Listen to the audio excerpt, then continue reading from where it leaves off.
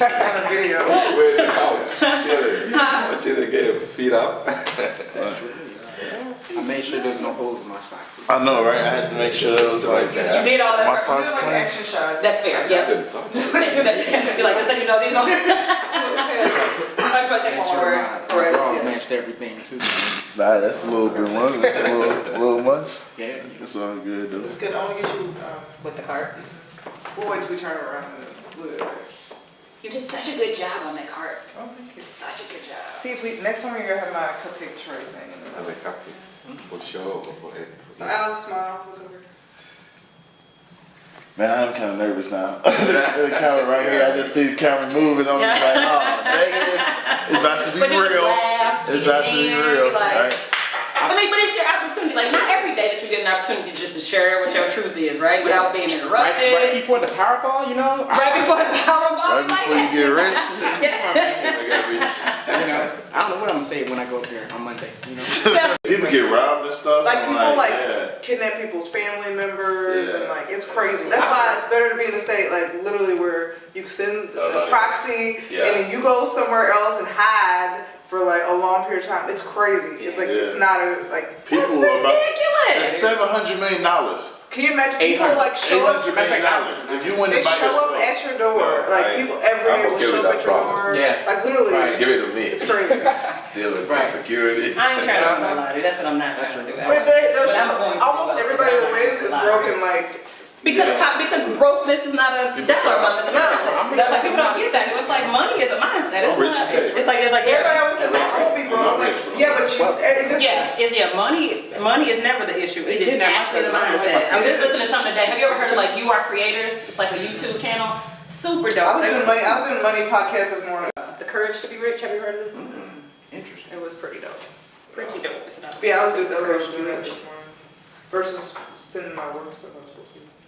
Oh yeah, I don't do work. No, but we met this guy Friday, the consultant guy from the symphony guy. We're paying him a crazy amount of money. He needed all this stuff. I was like, oh yeah, I'll send it to you. I got out of True. Y'all good, y'all good. Makes sense. No sound. What about- Just. Yeah. More like, Okay. Just, I don't know. What if, or, 5. Give me 5. You got something too. You got something too.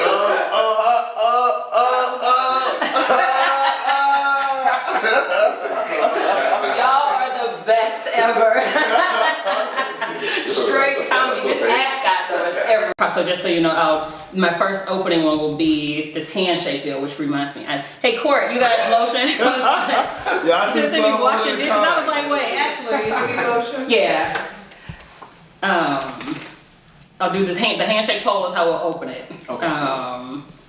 And The I'll. handshake. You choose. It's my handshake pole. Yes. Oh. It's a proprietary. No. Proprietary knowledge. Wow. Do you need to sign a release consent or Yeah, something? it's like it'll all be on video. It's like you do realize this is being filmed. This is being, it's like your likeness and your images will be used for ALM Enterprises, Sweet Spot, Dessert and Discussion, as she sees fit.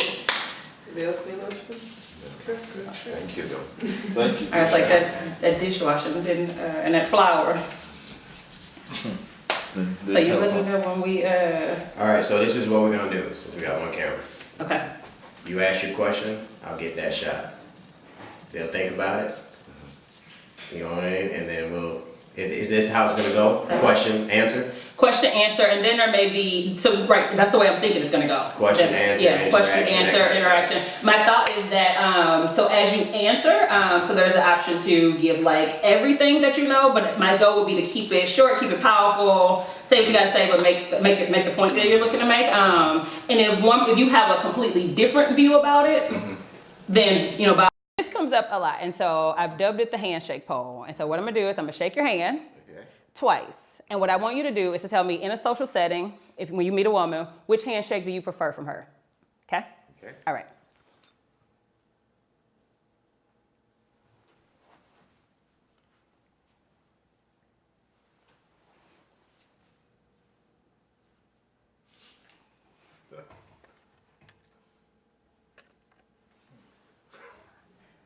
That's an interesting reaction or statement. So, what'd you see? What'd you feel? Tell me the difference first of all that you experienced. And then I'll go around. I want to hear which one you prefer in a social setting from a woman and why. So the first one is firm, the other one is little limp. And my opinion, I like the firm handshake because it says presence.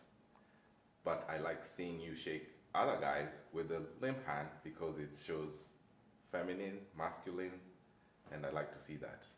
So you prefer it when a woman shakes your hand firmly? Right, but it looks good when they shake it feminine with other guys. Okay. Other thoughts? Honestly, I wouldn't be able to tell if a young lady is shaking a man's hand firm or softly. But for me, I really love it when they shake it soft. For me, it looks like, that, yes, I already know that she's a beautiful queen. She's all this in a bag of chips.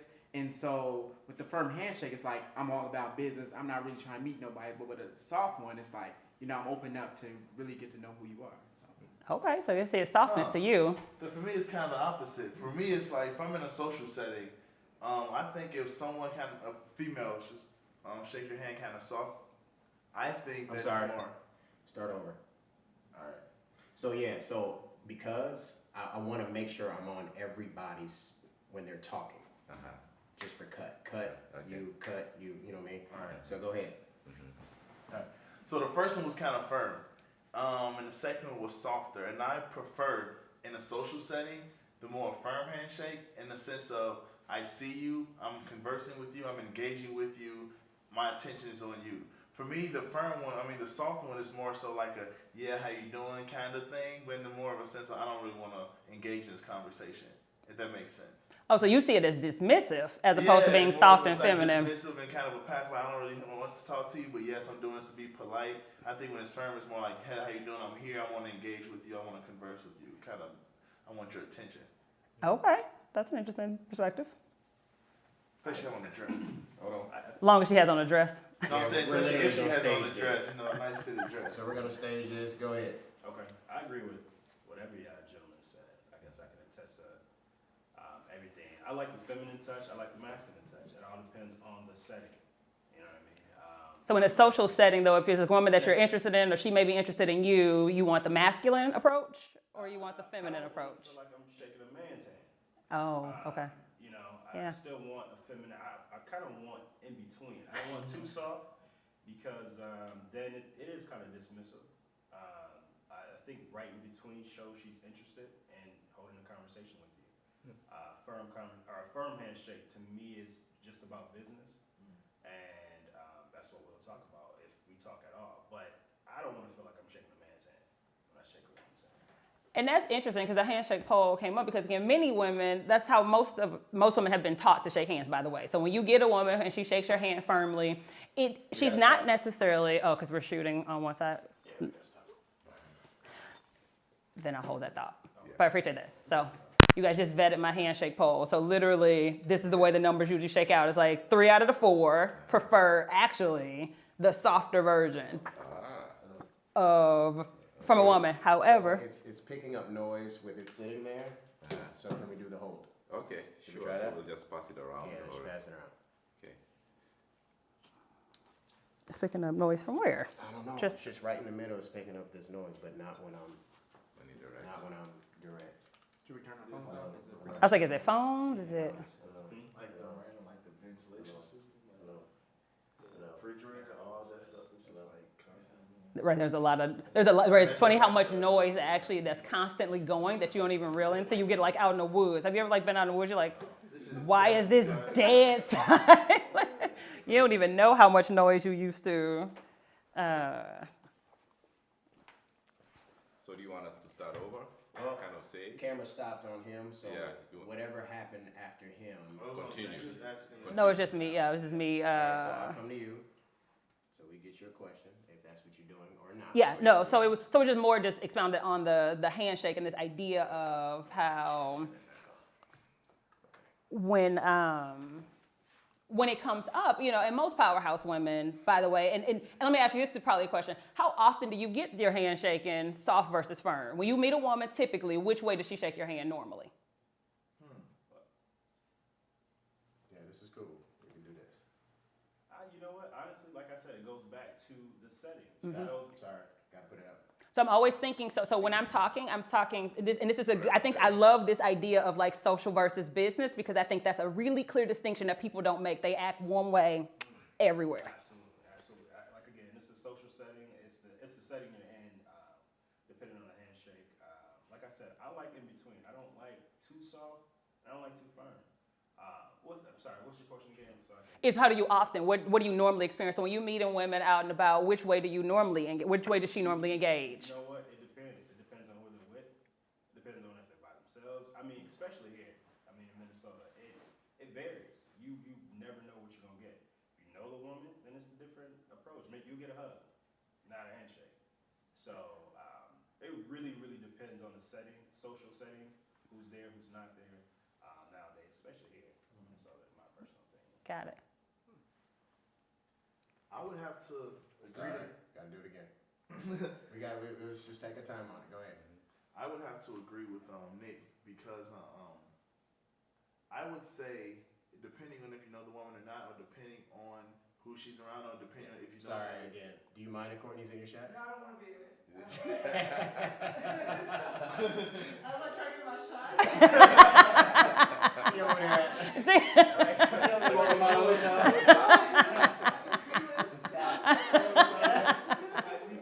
That'll be a distraction. She got it.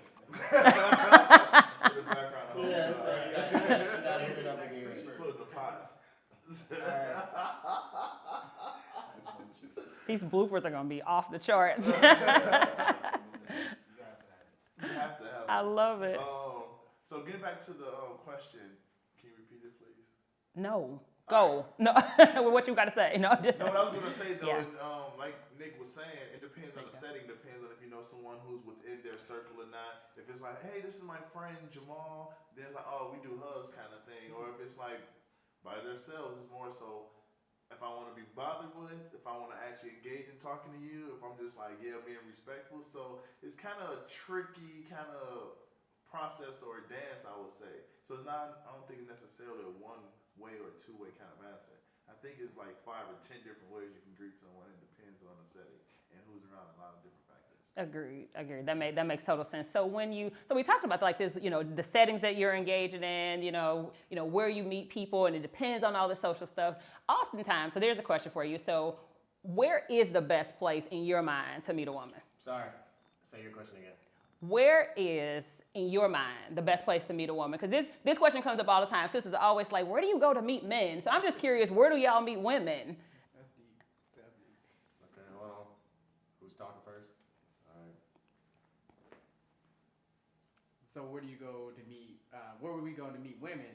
It's funny because in Boys in the Hood, he's like, go to church. You want to get He said, no, not the church. I like social events, like happy hours or laid back events, like at a lounge and things like that. And back in the day, we used to always talk about like you never want to meet a girl in the club because after a while you meet the girl in the club, it don't work out right. Your friends be like, where do you meet her at the club? They're like, no wonder.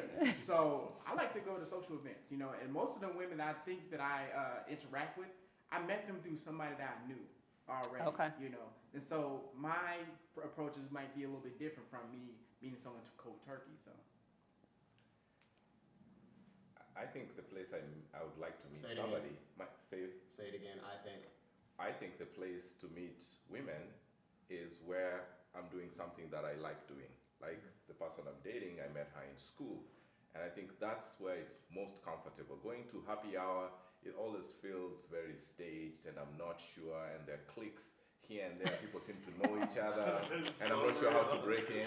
So if we're doing something that I like, and we just happen to, hey, hi, how are you? And we start talking, I think that's the best place. Whatever your interest is, that's where you're likely to meet somebody because you share interests. That makes sense. Life is the best place to meet someone in the sense of people always want to say, well, I just want a a woman I can meet at a grocery store who just in her sweat so I can see what she looks like in the morning. But then that may be Monday, she may have some terrible news at work, so she may not even be friendly. You see her at a grocery store, you say hi, she's like, don't talk to me. And then Wednesday or 2 weeks later, she may say hi, but then you moved on because you thought she was mean. So I will say that just any opportunity is an opportunity to meet someone. I've met people in church. I've met women in clubs. I've met women in school. I've met women just walking down the street while jogging. So I think it just depends on who the person is and if they're open to just meeting new spirits and people. You know what I mean? Now, Minnesota, where can you meet a type of woman I'm interested in? The one who got a sister, a black woman who's just like with it, like with herself and just with it and knows what's going on. I'm finding out in corporate America, so I need to find her. So I may have to switch my career. Just be real. That's funny. Wait, move your phone. No, I'll attest to what the brother said. I think wherever you find an area of interest, and if you can find that person, I think that's where you can find a woman. I meet women everywhere, honestly. Just because of who I am. This is a true story. That dude. But I think intimate settings, though, you know what I mean? Like, say if you had a gathering, it's a great way to meet people. I think the nature of the conversation changes when you are in an intimate setting. When you're at a happy hour, like you said, the conversation is a little more staged. A lot of people start off with the generic question of what do you do, blah, blah, blah, blah, blah. You know, it's really not, I want to know what your hobbies are. I don't like the what do you do question because then you're automatically put in some class. Then she might stop talking to you. What if I'm a garbage man and I like being a garbage man? Because they make $70 grand a year. I don't want to be with a garbage man in her mind. But, you know, to be able to explain that in an intimate setting on why you're a garbage man. Maybe my father was a garbage man, my grandfather was a garbage man. You have a different conversation in a more intimate setting, I believe. So can you meet a woman at a club? Like, is that really often? Because we all go to clubs on a regular basis. So I find it interesting, these beliefs, right, we hold about like, oh, you shouldn't meet a woman at a club. When you think about it, like we all got dressed, walked out of the house, paid $20 to go into this place, and then we're going to get there and now pretend like I actually can't talk to you. That is the reality of the situation. However, meeting a woman in a club, it's more of a transactional interaction. Hey, how you doing? This, that, and the other. Grab a number, and then let's go have drinks, talk. It's a deeper conversation. I don't want you talking over the beat like Clue the entire time. So I want to dance a little bit. You can give me your phone number. We can talk about whatever we need to talk about afterwards. But I'm not going to sit there and have a drawn-out conversation at the club with you. It's just not happening. It's going to be a very transactional conversation. So when women go super deep and we want to like talk about like where your childhood came from, it's, at the club is probably not the time to get into those discussions. Not like.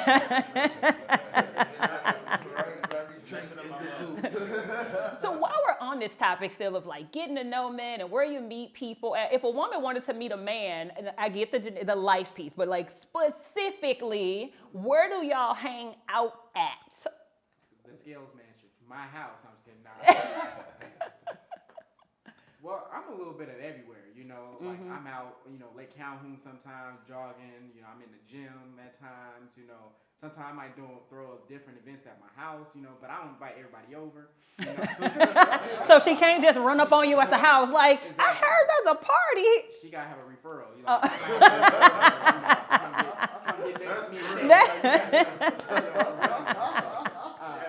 now she gotta have a referral. But it's funny because even these gentlemen right here, I don't see these type of gentlemen on a regular basis, you know? And so it just so happened that I know Jamal. Jamal is connected to other good gentlemen like Nick and then, you know, George. And, you know, so I don't see us brothers on a regular. So it's funny, you know, to figure out where do women meet these type of guys because we're almost like here or there, you know, like M&M's and a bunch of, you know, Reese Pieces or something. Okay, question. How much longer do you have? So I have a couple more questions. And then what? And then we'll flip to them asking me questions. Okay, how much longer is this entire... What time is it now? It's 4:15. 4:15. So my goal is to have the whole thing wrapped by 5. The whole thing wrapped by 5. I have some bad news. What's your bad news? My card just got full. Ooh. So... Do audio? I live 11 blocks from here, Okay. where my other card is. I can go get it. Okay. Since everybody looks sharp, it makes sense for me to just go get it and come right back with the other card. How are you guys doing? I want to be respectful of time and respectful well, if you said by of 5, that. I mean, Yeah, so that was my again, because that's what I told people. I just want to make sure that if we go over a little over. How far are you be back? well, less than that, but Yeah, just go get it. Okay, then by all means, yep. This is the nature of life. The nature of I life. want to talk about the handshake. We're not on, right? Yeah, no, but like, now people like, but so now I can leave this audio on if you just want to. let's do that. Can we do that? Yeah, let's keep the audio on. Yep, and we'll just have we'll just continue to talk. But go ahead. Oh. We won't film. But Audio's on. Okay, so I think with the handshake thing, back to that, I think it's very important for first impression. If I meet a lady and she gives me a firm handshake, I feel like she has announced her presence to me, and I'm like, pay attention. Like this somebody has come with some power, and I appreciate that. So, and I think it should be consistent throughout, wherever you are, at your workplace, just learn to have just a firm handshake because it leaves impression, it leaves presence, and it may leave people with a credibility feeling about this person. If you do a limp handshake, like I said, I think it looks good, it can be alluring, it can look sexy, but to me, it feels like you're belittling yourself a little bit by just putting it there. Just take it. That's so here's where the handshake came from. Just to where the handshake poll even started from. We were in a club, not a club at all. We were at a birthday party in Oakland. This guy, I see him looking like, you guys, like super fly, super fine. And I see him across the room. I'm like, that brother is fine. And I want to meet him. And sure enough, just because that's the way the universe works, my buddy walks over with this brother and was like, hey, Alex, I want to introduce you to my friend. We're going to call him Joe. Yeah. And so Joe, it's like, hi, Alex. And he sticks his hand out, and Joe shakes my hand very softly. Oh, he did. And it was like, boom, like everything that was like, oh, like immediately shut off. I was completely turned off instantly. And I'm looking at him like, what just happened there? We continued to switch some niceties, da-da-da-da-da. But it was the softest handshake I had ever gotten from a man. And I was expecting a firm handshake. Right. But then after a while, I realized that Joe was actually not checking for me. Joe was checking for men too. So,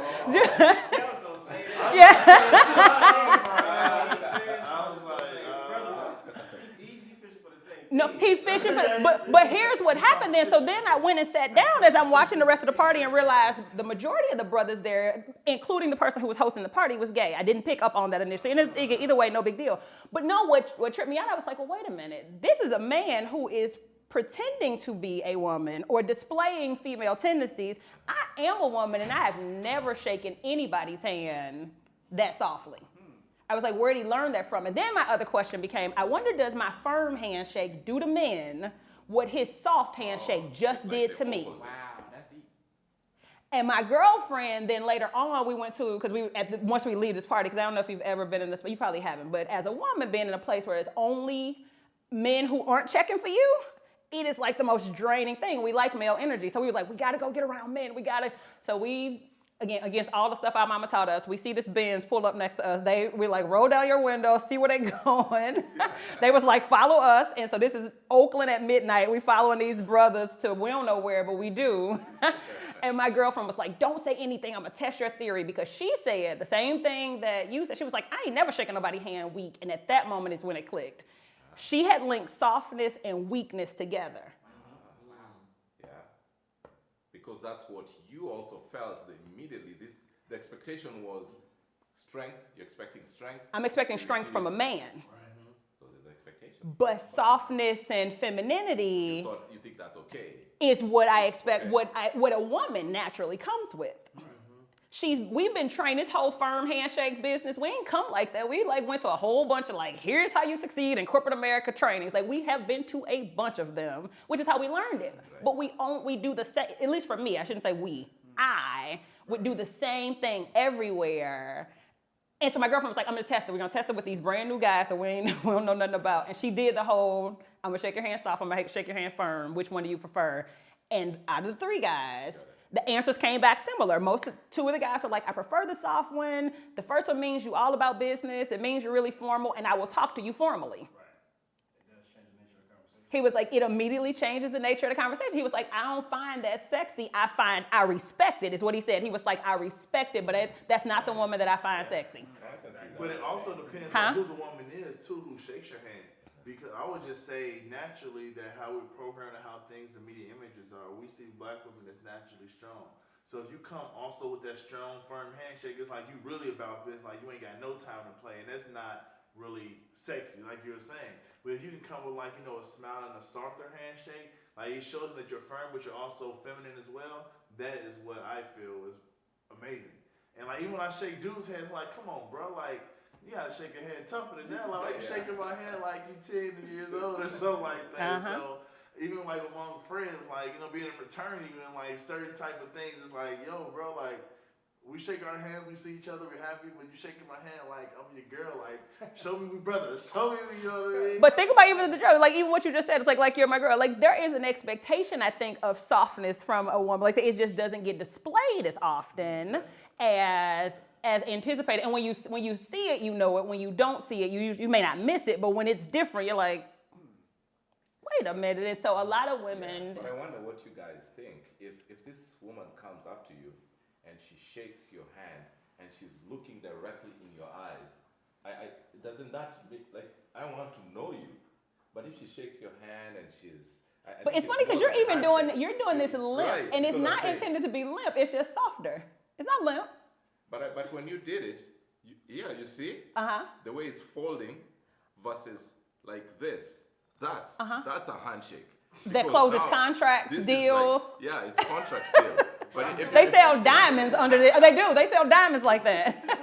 Come on in. Yep. This will be your seat here. How you doing? I feel like even when it is, like you can still squeeze the fingers, And it wasn't even. I wasn't even intended to do it because this is really what this is. This is how you. That's That's. Okay. It just happens to be the way your hand and my hand shape. Yep. But I could see it coming.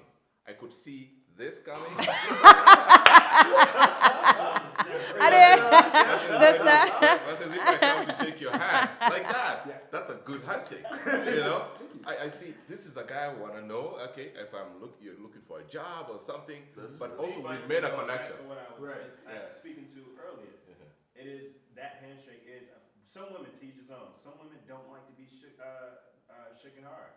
I've literally shaken a woman's hand. She's like, "Yo, can you loosen up?" Yeah, and I've had those where like, please just I like that. Don't. I don't like some dudes shaking my hand too hard. Like I've built prison handshakes. This is real. Yeah. My hand's not that Yeah, he's coming back with a cord, but right now we're doing audio at this point. So yeah, you can. So sometimes I don't like brothers shaking my hands too hard. Bruh, not on the yard, man. So that's where the handshake pole came from. So I do it everywhere I go, and I'll tell women to do it because it gives a reason to. It's like I was like, because I didn't say anything, but I was like, I wonder, because in the next question we'll talk about, and this is this whole idea of like so many professional women find that they believe that men are intimidated. What I find is that it's not that men are, and we'll see.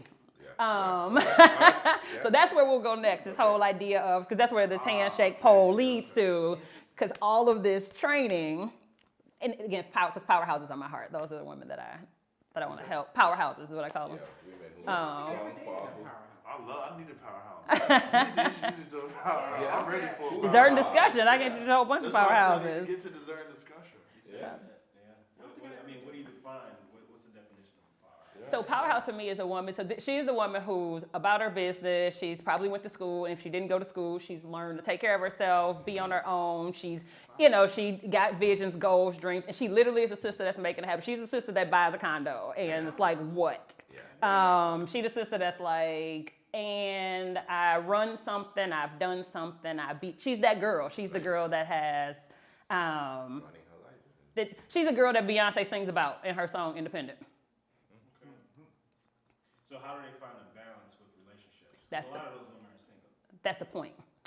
Because the powerhouse piece of it, that's the idea of it, is recognizing, again, so along with that same handshake, because she's been trained to be that way. That's how she's successful. She's been taught. But the idea of being softer, embracing your feminine essence, being willing to not even so much let somebody lead, but this understanding is like, because you can do it all doesn't mean you have to. And so, but being able to hear that from men, because again, it's her mama, daddy, all those people in her life taught her to go to school, get a job. Don't depend on a man. Right. She was trained that way specifically. So then we engaged, and not even she, we. And the only reason I know it now is because I've had to like unlearn a whole bunch of stuff. Where you're like, wait a minute, why'd you teach me that again? Yeah. What was your goal? Because it's like, oh, it produced if you plant apple seeds, you will get apple trees. Like, that's what you will get. Like, if you're like, why I got these apple trees? Because you plant, like, why are you single? Because you trained her to be. Yeah, but you're looking for security. I think your parents, they're trying to give you security. They don't want you to depend on somebody. You don't want to depend on somebody for something. But sometimes it's, as a man, how we've grown in this patriarchal male narrative society, it's like I want somebody that I can take care of to project my strength or to feel like who I am in my place, I'm protective and all these attributes. And if the woman is also strong and protective, and I'm like, okay, back up. Who is who? I'm protecting myself. So it's a conflict. I like that. I'll tell my daughter, you gotta take care of yourself. But at the same time, I also wanna feel like the man that I'm expected to be. So I'm conflicted. Yeah, be who you are, be strong, but I want you to be also cuddly and something can be protected. And soft and feminine and all that. See, and that's something I've kind of come into a realization within the last couple of years. I kind of have a theory how women have evolved more than men in that sense of going from nurturer to like professional and strong. And men haven't really necessarily learned how to be nurturers, like you said, the power shift. Right. You know what I mean? Like I feel like women have increased power, men haven't learned how to give away some of that power in order to have it both be powerful together. Yeah. You know what I mean? Because even now and then, especially when you talk about our black sister, they are making more money than us. Yeah. Just on a serious note, and if you're not able to accept that and be like, yo, my woman's the breadwinner and she's powerful because she's powerful, she's sexy, because she's so strong, I have to learn how to be softer to like balance her strength. And that's fine because you can still be strong in yourself, but when it's a YouTube thing, that's when you kind of have to learn that nurturing balance. And it's kind of hard because we're taught that you have to be tough. Society teaches us especially you have to be tough, you have to be strong, you have to be careful, you have to walk a fine line. And it's like, it's so much stresses that we want to have someone we can just relax with at the end of the day. And we have two people who need to relax. It's like, it's a lot of bumping heads like you said. So I think men, we need to learn how to become more nurturing to our women in the sense of my pride is not the most important thing right now. That's okay. Nick, what do you think? Would you like to be softer? would you be softer? Like he's saying that we have not evolved to be from strength to some level of weakness or softness. Would you do that? Would you feel comfortable becoming softer because she's making to more? A powerhouse woman. To a powerhouse? Being a little submissive? No. I'm alpha male. I mean, that's just what it is. I think there is a balance, like I said, between men and women. Beyonce is an example. She is a powerhouse, but if you see them operate, I still think there is, and submissiveness is not bad because you can have both ends. I think they defer to each other. I think there's a balance there. I think people women have this psyche that they have to be, I'm not trying to chest bump with you. You understand what I'm saying? Like, I'm not trying to chest bump with you. And we can find a balance. I can be your greatest co-pilot when you are in the pilot seat, and vice versa. We know how to interchange those and really work that out. Cool, if you're out there being a powerhouse, shaking firm handshakes out the man and this, that, and the other, but when you come in this house, we're going to have some shifts, you know what I mean? But you have to know that for a man, in our ideologies of things, we are going to be protectors. We want to feel like that. We want to feel like we can still wear the pants. We do not want to feel like you walk around here with the pants on, because it's just not going. It's demasculating or whatever. You know what I mean? It's not going to work. It's not conducive to any relationship. Trust me. So right now, I agree with what you said, and I wrote about this years ago, that the shift of men and women, like there is going to become this blend. If you see everything happening right now, a lot of people don't know who the hell men or women. You know what I mean? It's a blend. People are really, really confused. And women have evolved so much at a rapid pace that line is so blurred now. A lot of people are single, and a lot of people are sitting back like, why am I single? Well, if you take off horse blinders, and you would be single. You know what I mean? So I think it really comes down to balance. I always want to feel like a man of my own. Yeah. Always. And I do think it is on you and on your woman to make you feel like a man. I want my woman to feel like the lioness, but I'm the lion. Period, point blank. And I completely agree with that. And I think as we and that's the piece around Powerhouse, and that's the power I think you even having this discussion, because she's been trained a certain way, and and don't know the opposite side. And so it's, in my analogy of it, it's kind of like a magnet, if you will. It's like you take a magnet, both have this north and south pole. And that, and then when it comes to people, that masculine versus feminine energy, because that's exactly, to your point, this notion of like this need to shift. But this whole like climb the corporate ladder, take your own, blah, blah, blah, that's a very masculine trait. And a lot of women have developed it. And so she cold at that, and there's nothing wrong with that, but it's the ability to shift, to your point, to her feminine that a lot of women don't even recognize. So it's literally like a magnet. If I take two magnets and put them together, if I put two north poles together, they will push apart as hard as they can, and which is what happens when we competing about who makes more money and how much money you make. What are we talking about, and why is this? And so we continue to repel. But if you get really strong, you can force it together and hold them together. But that's what sex is doing. That's how come people like connect. They're like, yes, I can. But as soon as you get out of bed, you back to this because that's the only reason you just force it together. But if you swap it just a little, if literally you just turn the same magnet over, you ain't got to change it. You ain't got to go do nothing to it. If you just flip it, it attracts together too, because masculine and feminine just pulls together. Like it naturally comes together. When we talk about opposites attract, that is the opposition. Masculinity and femininity are opposites. Yeah.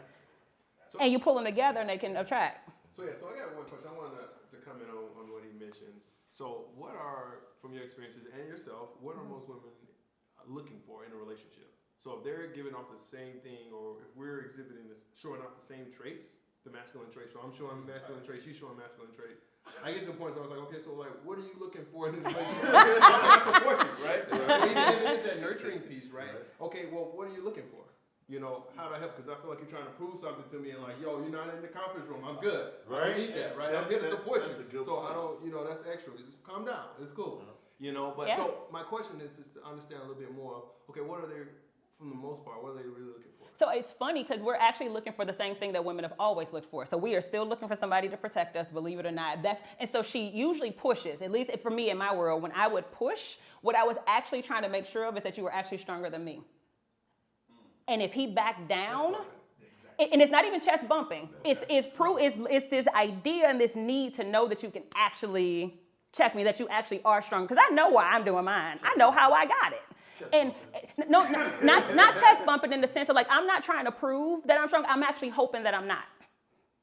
You're just trying to prove. Because the way that it comes across might be, because again, like I said, we've been taught to, like, and not even been taught, it's just this idea of like, I don't want to submit, or not even so much submit, I want to make sure that if I'm going to follow the lead, because again, still see you as the leader of my family. Like, you're going to be the man that's going to lead my family. You're the man that gets to lead, represent my entire being into this community if I'm not there. And so I want to make sure that if you are the leader of my family, that I can truly trust your lead. And it's like, well, if this is what makes you crumble, or if this is what makes you back down, then I don't know that I can trust that you're going to be able to stand up. And it's not, I'm not saying it's right. I'm just telling you it's the game that at times is played. And so when she decides like, oh my God, he's intimidated, or he can't like step up to it. And it's really not it, because usually men are just like, I actually just ain't gonna do it. I just don't want to play. I don't want to play this game with you. So it's like game off. When is the game over? Like, when does the game come to? It's once she decides. I don't know if you've ever had this experience, and I've had it probably many times. So guys that I've dated, where you say something, and my girls and I had this conversation like, oh my God, like I said this and he said that. It was like completely put me in my place. And that is the beginning and the end of the game often, because you're like, okay, so at least now I know He can hold his own. Not like, oh, you're going to smack me, because I'm not taking no licks. That's not how that's going to work. But it's just this ability to be put in, to know that you're going to hold your own and require respect. Let me call it that way. It usually comes at the end, though. From my own personal experience, there become times when women just talking like that, and I'm like, okay, whatever. Then when I put my foot down, like, I'm just tired of this, et cetera, that's when I'm like, oh, snap, he is stronger than I give him credit for, but now he's fed up with my BS. Now he's moved on. So I feel like that's why, going back to what you're saying, a lot of powerhouse women are single, because it gets to the point where my chest is sore. We don't have to keep bumping chest. You know I'm a man. And the reason I'm not bumping my chest as hard and knocking you down is because I'm appreciating your strength. But now you're questioning my strength by learning to appreciate yours. So that's when it comes into play, and it's like, and that's when the insecurities are projected on, like, when you think that I don't respect your strength, but it's like, I'm not coming at what you do because I respect it so much. That's why I'm spending time with you, which is something I can never get back, which is the most valuable thing. I don't care about your job and all that. I'm sitting there with you at a crib where my boys are out having turning up. That means more than anything. That's you're not paying attention. You rather argue with me about doing this and then being out there. Yeah. You know what I mean? Mm-hmm. No, I think it's a lot. It's just too many games. It is. I don't know if it's a game. You just said it. Well, I think life is a game. I really do. That's how I feel. I do. So I don't mean game bad. It's metaphorically a game. I don't think it's. I totally agree with you, but there's a shift. I still think even when you were speaking, it still sounds like you're in corporate America. You're still trying to prove something, and you're bringing that home. There's different ways to go about even supporting a man to lead you in your powerhouse, right? Not get to a space where you're in your mind, because women, trust me, a woman with a plan ain't shit. She will get to that plan, she will go out, and I mean that in a very, very good way. Women, because men, we think linear to a certain extent, and there's a very simple thought of how we operate. Women are so complex. When y'all get to go on and play in these games, I don't know what y'all know is done. Very real. I don't know if y'all know what it's done. So in the game, and then if we're actually trying to be nurturers, nowadays, guess what women are calling men? Sensitive. Thirsty. No. Sensitive. Yeah, and to your point, women don't want a sensitive man. That's not what she's looking for. So does this idea of like we're gonna become sensitive? That's not what she still is looking for, the strong alpha male who can stand up, she still wants that guy. That's what women want. She wants you to be thoughtful and caring and supportive and nurture. But demonstrating sensitivity is different than being sensitive. Absolutely. But that's still being sensitive, insensitive and sensitive is still a part of nurturing. Sure. Right? Yep. So us even having to be that for you, that nurturing sometimes is taken out of context, and sensitive is used in a more derogatory term. When I'm a strong man, right? I'm gonna have a conversation with you. I'll sit you down and say, maybe we need to talk about this. It's not me being sensitive. It's about learning to communicate with you better. But a lot of women, not all, a lot of women take that as, we're having this conversation again. So we're going to talk all the time. But if we don't talk, then guess what? These magnets that you speak about, we just gonna keep doing it. And since it's the only thing that's gonna bring us together, we're gonna be done by the end of the day. Right, it's over and you're done with. So we're talking to someone else. So now it's like, okay, we can't talk to you, but now we can't talk to someone else. And now I'm unhappy. So now what do you want me to do? How should a woman approach? So that's a good point. So speaking of this communication, I'm curious as to what your thoughts, because you got I see them percolating over here. I see them. He does. I was like, I see them percolating, because that's a good dialogue. So when we talk about this way that women approach to be able to have communication, again, to know how should she approach? Again, especially like I said, I'm talking about the corporate girl, not the girl, that's who I'm talking to. So how should she approach? How should she bring up topics, or how would you like to see your woman engage with you? Yeah. Well, I really feel like there's a lot of seeds. Like when you say games are happening, I feel like with women, there's a lot of seeds that are planted way before you guys even make it to the bedroom. There's a lot of seeds planted. When I look at and then the ongoing question, why do men cheat? Why do men hide stuff from them? Why do men lie? I look at it from my point of view is that, I might tell my girl, like, babe, guess what? This girl just touched my butt, and, it was crazy. I deflected her. And then I look at how she would react to it. Now, she reacts to it as a point in time, oh, whatever, that's, all this extra stuff. Then I'm like, Now, women want us to be honest, right? So when we're honest, we get this negative approach to us, our honesty. But then then the next situation comes. It might be 20 times worse than that first situation that just ever happened. Now I gotta decide in myself, okay, do I want to be honest about the situation based off of the smallest thing that I gave her, or do I throw a curveball and tell her X, Y, Z what she wants to hear? And even in my last relationship, I told my woman exactly how I felt. I told her, whether I didn't sugarcoat nothing, but no matter if I told a little white lie or I was 100% honest, it was still to the top of the mountain as far as her going over the top. And so communication is very important, as we all know that it comes to relationships. And so how I may communicate to my woman, at the end of the relationship, I didn't realize that. Then I started reading different books, the 5 love languages and all that good stuff. Then I realized that I was only loving her according to how I felt like I should love her, and not love her from her point of view and her perspective. Then as I look at that as that inventory, I was like, well, I never really loved no one. I was maybe too selfish to see beyond my eyes and figure out how I can love them, as opposed to me, this is what you're going to get. This is me, this is what you're going to get. So as it comes to communication, that's definitely important, So this is what I think about sensitive, because being sensitive means I'm in trying to understand where you are and how I should love you. Like we're saying, these 5 love languages.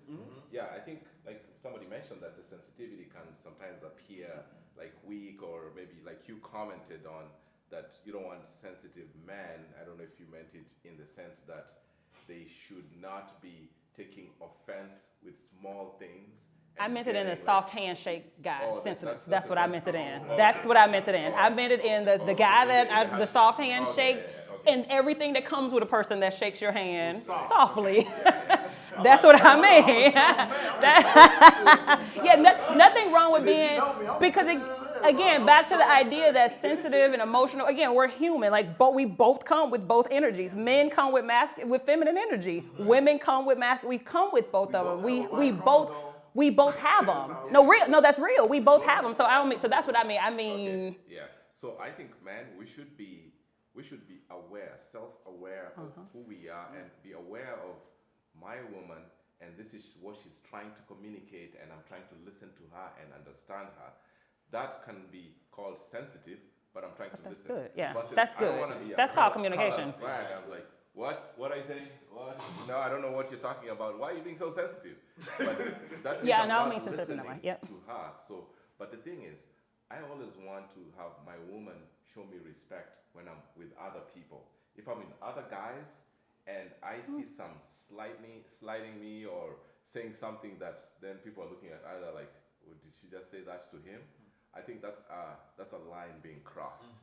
So men, my opinion, need to be treated with respect when you're out there. If you don't, even when you disagree with them, and just be careful how you come out, so you don't put him like, oh, she put him in his place and he kept quiet and went to the corner.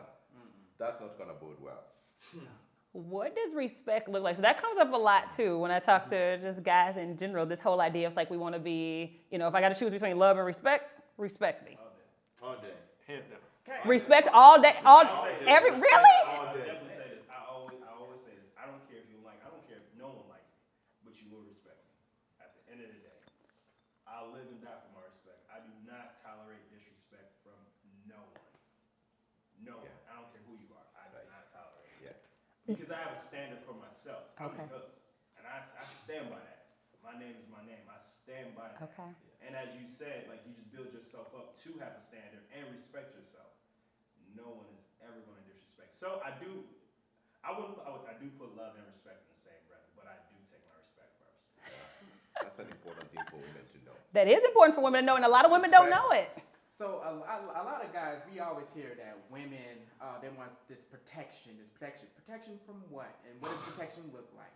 Do I have to come out with a gat, or do you need a security guard? Because I found myself different places. Say if I'm out on a date, a guy comes up, sometimes I might fall back just a little bit, just see how she's gonna act in the situation. But then I will come up and say, excuse me, is there anything you need? Type of situation. What type of protection respect are you looking for? As women? That's it. I mean, that's really what it comes down to. Because then, like I said, there's no saber-tooth tigers anymore, so you don't have to like go protect the den from being, you know, taken over like that. But it really is that. It's protecting her feelings. It's standing up for her. It's There are saber-tooth tigers. I said there are saber-tooth tigers metaphorically. Metaphorically, so that's the protection we look for. It's from the saber-tooth tigers that may be out there. And so some of it is really just as simple as, it's just that, where it's like, hey, is there anything I can do for you? Or, I got this. Whatever this is, being willing to like take the lead, solve the problem. So it's that kind of protection. It's not, it really is not like, can you, and it maybe it's dark walking me to my car. It's literally all of those little things that we take for granted. It really is the idea is like, oh, well, I want to see you get kidnapped before, I'm gonna walk you to your door where I picked you up at. And I'm gonna make sure you get in safely. I'm gonna do that kind of stuff. So literally, that's what gentlemen, that's exactly what gentlemen do. But it's, So, because are they giving that up though? That's my question. If they giving it up. If they're giving it, so what I mean by that is, you mentioned the walks to the car. Hey, text me when you get home. Are they saying, okay, I'll do that, or is it, no, I'm good, I got it, right? So are they demonstrating this? I got this, I got that. I don't need you to help me with that. I got this, I got that, I got that. she will say she got it. She will say she has it. She'll say, because she doesn't know she's not supposed to. Because again, she was literally told the entire time that she had to have it. So her idea of even knowing that, hey, I can relax and trust that you have it, because again, you know, I can remember my mom very clearly always being like, don't ever need, you know, don't take nothing from a guy because he wants something else. Like, so you got all this stuff you need to unlearn. And it's like, well, wait a minute, what if it's true? So she will always say she got it, but it's kind of like when somebody says, hey, you want this? Like, no, I got it, but give anyway. Because again, sometimes her inability to receive it is not a discredit to you as a man. It's her natural reflex where she always had to have it. And she couldn't count on somebody else to have it for her. They have to unlearn. I feel like a lot of women have to unlearn, actually have to learn how to be women in the sense of to a man in the traditional sense. I was talking about a man protecting a woman also protects the household in the sense of going back to love and respect. That's what a woman should do to protect a man. You respect what I'm telling you by saying like, look, just because me and you got in a relationship don't mean other women think I'm less attractive. Just because me and you got in a relationship don't mean other women, like you said, will probably touch my booty or say something. And for you to get upset with me because as a human being, I'm an attractive human being, and I can't talk to you about this, it shows you don't respect or love me, or you don't respect my love for you either. Because you're looking at it as me telling you as, oh, you're bragging instead of, oh, he want to just tell me what he's going through, what he's experiencing in life. And now it becomes a struggle of, like Kenneth said earlier, do I tell her everything or do I just be selective if anything comes out later? Am I wrong for not telling her stuff because she's shown me she can't be trusted with my love and respect? So you telling her that's an interesting process. So you're saying when she reacts, because by the way, most of the time, we will react to stuff. We will. And so sometimes we do. Like, and you probably never have not. And so if the reverse reaction is, hey, I shut down, which is where that struggle comes in, because you're like, well, I ain't saying nothing because I don't want to hear her blow up, because I really am trying to keep peace. Is that the goal? Mm-hmm. It's like, I just want to be chill. But tell her anyway. Tell her. Because again, then she starts to make up a new story. And the story goes, oh, wait a minute, why you not telling me? Now. Because we don't trust you with our love and respect. So that's the key. You don't trust me with the love and respect? What do you mean? Keep telling a person something who responds in a negative way, who you tell is negative, and they keep responding that way, you keep getting beat down. So when we are strong, you said it's beat down. We're not strong forever. We have a limit too, because we're human beings at the end of the day. Just because we haven't been taught to project our emotions and sensitivity, don't mean we don't have them. And when we have a woman who we decide to communicate and commit to, and we're like, babe, look, this chick out here, she bad, she tripping, I want you, I'm letting you know this is out here. And you'd be like, well, don't go out there, instead of being like, well, I appreciate you telling me that, and I see that you love me for that. That's the problem. Like, I can't be in, like George said, I can't be in public now and like, maybe me and you get a dispute, and we can be like, let's talk about it at home. Now it's like more like, oh, no. And it's like, see, so no public disrespect. I already told you she's a problem, and now you're making it blow up, and now I can't trust you because this is something we already talked about. And you're making it more about you than about us. Yeah. And I always come back to the question of, how is it okay for a female to have a dude who, as a boyfriend, I don't feel comfortable with because I should trust her. But yeah, I can have a female she feel comfortable with because she doesn't trust her. Should that be the case though? It shouldn't, but that normally is. So how can we unlearn that behavior? You decide what you want in your relationship, right? I mean, that's really what it comes down to. Cause I get the relationship, but that's a personal thing now. More so, okay, so say if like, okay, I have this friend I grew up for 10 years. Yeah, you may have messed around 10 years ago, but now it's a really good friend. But now, like, and the thing is, a male will more likely tell his woman that, yes, me messed around 10 years ago, but we still friends and all this. Yeah. And it's like, well, you know what? I don't trust her because she may want you. But you can tell me, this dude for 15 years, and it's a good chance y'all may have messed around because I have friends telling me, oh, yeah, I used to kick it back in the day. But you're not telling me this. But if I'm telling you by dude's actions that I think he still likes you and I'm not comfortable with that, and you're telling me, well, you should trust me, you should trust me as your girl, but you don't trust me as your man. That's the problem right there. So she should. You're saying she should. What should she do? Yeah. I was like, what should she do? Should she? So if I've been in a relationship, the girl says. I was like, I don't know. Me too. That's what I'm talking about. Because she's seen this guy, but she says we're just friends, so you should be okay with it. I said no, I am not okay with it. Just like you wouldn't be okay with me hanging out with my ex and whatever. I think it's just protecting the relationship, even when there may not be anything going on. I still get that feeling inside, and I see her, and I see this guy, and I see them together. Maybe he still likes her. I don't know. Maybe it's just an insecurity, but I feel uncomfortable. And if I feel uncomfortable, maybe she should honor that and say, you know what, you're uncomfortable. I won't go out and hang out with him because we normally hang out to watch this show, and you don't care about it, and so I won't go. That I feel would be like. You should have a woman. So I think that idea is with your insecurity with though, and that's the key. Having somebody you're comfortable with insecurities with. Like if you're as a female telling me that you're insecure, so you're uncomfortable, meaning you're insecure. Well, I'm telling you I'm uncomfortable, meaning I'm insecure. You should respect that the same way as you want me to respect you. And I feel like we're not understanding each other as humans, that we have emotions and feelings that are similar. Just because I may have a penis, you have a vagina and breast, don't mean that we have something that's deeper. Right. You know what I mean? I can change that surgically now, so that's not even a bigger part of me. You feel me? I think at the same time too, like when I'm just when I'm dating, I'm in a relationship. I think about like I put myself in their shoes as well. You know, I'm like I won't tell her like, let me see your phone and all that stuff if I don't want her doing that to me. You know what I mean? So as I operate in relationships, I think about that. If I shut this down, that's gonna say I'm gonna shut down on my end too. You know, can I handle that, or do I leave that wide open? It all depends on. Do you want to shut down? Yeah. What do you mean? So like, say like, if I cut up all my female friends, Right. or she want me to cut off, I mean, she should do the same, right? You know, or if I tell her you gotta shut down all your male friends, I wouldn't feel comfortable. She shut down all her male friends. She not getting no phone call from no other dudes, and if I'm still doing the same thing on my end, you know what I mean? So you know, there's boundaries with that. I think that's what it is. It's the boundary piece. Boundaries. Go ahead, Nick. No man affects how I feel when it comes to my girl. No man has leverage to move. Not what they do, is what you do. Exactly. That's the key. Because a man's gonna be a man at the end of the day. Let's be real. What does that mean? That's an age-old question. At the end of the day, the reality situation, if a man has nothing to lose and he's outside a relationship, a man's gonna tamper. A woman would tamper. Period, point blank. That's just is what it is. Humans naturally want what they can't have. Okay. So Nick, are you saying if you're in a relationship? It was so real. I love it. And I love it.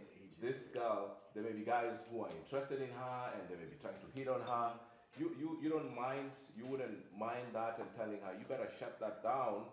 You'll be like, so long as you're respecting me and you're not doing anything there, you'll be okay. Be okay with her hanging out with them? Yeah. Negative. Okay. It's not happening. I mean, like at the end of the day, Wait. So now we're back to the reality of the situation. because at the end of the day, you know what I mean. We may get into a fight. There may be a weak emotional point. I don't care if you even got close and kissed on the cheek, whatever. Right. It's gonna be a problem. Right. Okay. But It's gonna be a problem. how do you balance that then? Because I think you balance that with communication. Communication is so horrible now. I really, really do. Communication is text message. Why you sound like that? I didn't know text message how to sound, boo. I didn't know. I think we dated better when we were kids. We spoke on the phone. Like, you know what I mean? But to go back to what you're saying, no, we're shutting that down. If I feel some type of way about it, you're not. Sorry. Okay, so I'm you the only say, one. I'm the only one starting this show around here. You ain't, no. But I think it does come back though to your point around how secure you are with the situation relationship. But to your point, and what I think in communication where you say it gets challenging is we very rarely communicate our feelings. So when insecurity come up, that shifts the conversation between you just got to get rid of your friends. Wait, what is control? But hey, I'm uncomfortable, or this makes me uncomfortable, or I don't like the way she looks, or I don't like the way she looks at you, or hey, I don't like the vibe I get from him. That's a different level of communication. So to your point, I think where we got to get back to communication wise is communicating how we feel, how something makes us feel versus these actions. Like we demand things of people with no reality. It's like, what's behind why you want me to do, hey, don't slam the door because it makes me feel uncomfortable. And the reason it makes me feel uncomfortable is probably not because of you slamming the door. It's because somebody some point slammed the door. I got really scared. And now every time the door slams, that's how. What we'll get into, I think somebody tapped on it earlier about anyone can say that they love you. Anyone can say that they love you. Not everyone understands how to love you. That's the key, in my personal opinion. It's true. Really loving each other. Understanding the 5 languages of love. 5 languages, yeah. Understanding how to love. Why does that door slamming do something to you? And if I care, I'm going to try to understand, and I'm going to know next time I'm not going to shut this door. It may not happen right away because I'm used to just slamming doors in my house, but if I love you, that door is going to start slamming a little lightly after a while. So I love it. I love it. Just being willing to emotionally open up. So you came back just in time. We've talked about everything under the sun. These brothers are so real about it. I love it. Yeah, I was like, we could have got something. I was like, we got wine. We can take a break. No, we can take a break as he gets set back up. So let's do that because you guys have been sitting here at the same spot for a little bit. We do have wine. There is a beer. We should have had you pick up beer when you came. Oh, you did? No. One beer. I was like, I got wine. We're a community of people, right? We love each Wasn't there a question you wanted to wait till he got back to ask us about professional women or something like that, and dating professional women? Yeah, because the whole thing is off the dome. I remember. That was It's all gone. I don't even remember what I was like. I think you remember it because I remember like something along the lines of like you asking us as men, like, and talking to professional women, where can you meet men, or how do men feel when it comes to meeting professional women, and the whole powerhouse thing. And we took a pause, and then we kind of got into the conversation of powerhouse. But I felt like you had something specific you wanted to talk about with powerhouse. and it was gonna be amazing. It's still going to be amazing whenever it gonna comes be back to your amazing. mind. I'm just saying, if it did soon, that would have been missed cool. it. If it didn't, that's cool too. No, Do your I thing. don't- I Do your lost it. thing. Start with your question, we'll pause, and whoever's speaking first, we'll get on. So I want to switch it just a little bit. So I appreciate the insight and the vibe. And so again, anytime I got a captive male audience, I'm always just interested in the reverse conversation around just truly how you guys see women. So when you think about women, what's the best thing about being a woman in your mind? And what's the worst thing about being a woman from a man, from your perspective? What's the best and worst thing about being a woman from your perspective? The best thing about being a woman, I can't really speak to that because I'm not a woman. But if you could. But you know what? I always say a woman's life is love. I think that's the best attribute. And a man's love is life. I think that's the best attribute for women. Like, just a nurturer. A woman's life is love, period, point blank. I don't care how you try to script it, unscripted, that's what it is. I think that's the best thing about a woman. What's the worst thing? If you were a woman, what do you think the worst thing about being a woman would be? Overthinking. Overthinking. Making simple situations more complex than what they are. Hearing what they want to hear. Yeah. Like you can have a long conversation with a woman and she will pick out that one thing that doesn't even matter and exacerbate that, and it's just like, yo, what the did you hear what I just said? You know, or really a lot of men, you know, it's so the irony of it is too is that we say very simple things and it really is just straight to the point. And they'll take it and reverse it and it's just like, yo, I think that's one of the worst attributes of women. Trying to think for men. You can't do it. Okay. Thank you. I would have to say the best and worst / the gift and curse about a woman is her emotions. I think those are the strongest, the best, the worst, the biggest curse of a woman is her emotions. Because her emotions can make you feel like the biggest man on the biggest planet in the world, or it can make you feel like the smallest ant in the biggest, nastiest, most filthiest place ever. So I just feel that a woman's emotions are both her strength and her weakness. Okay. Hear that, ladies? You hear that, ladies? A little extra in there.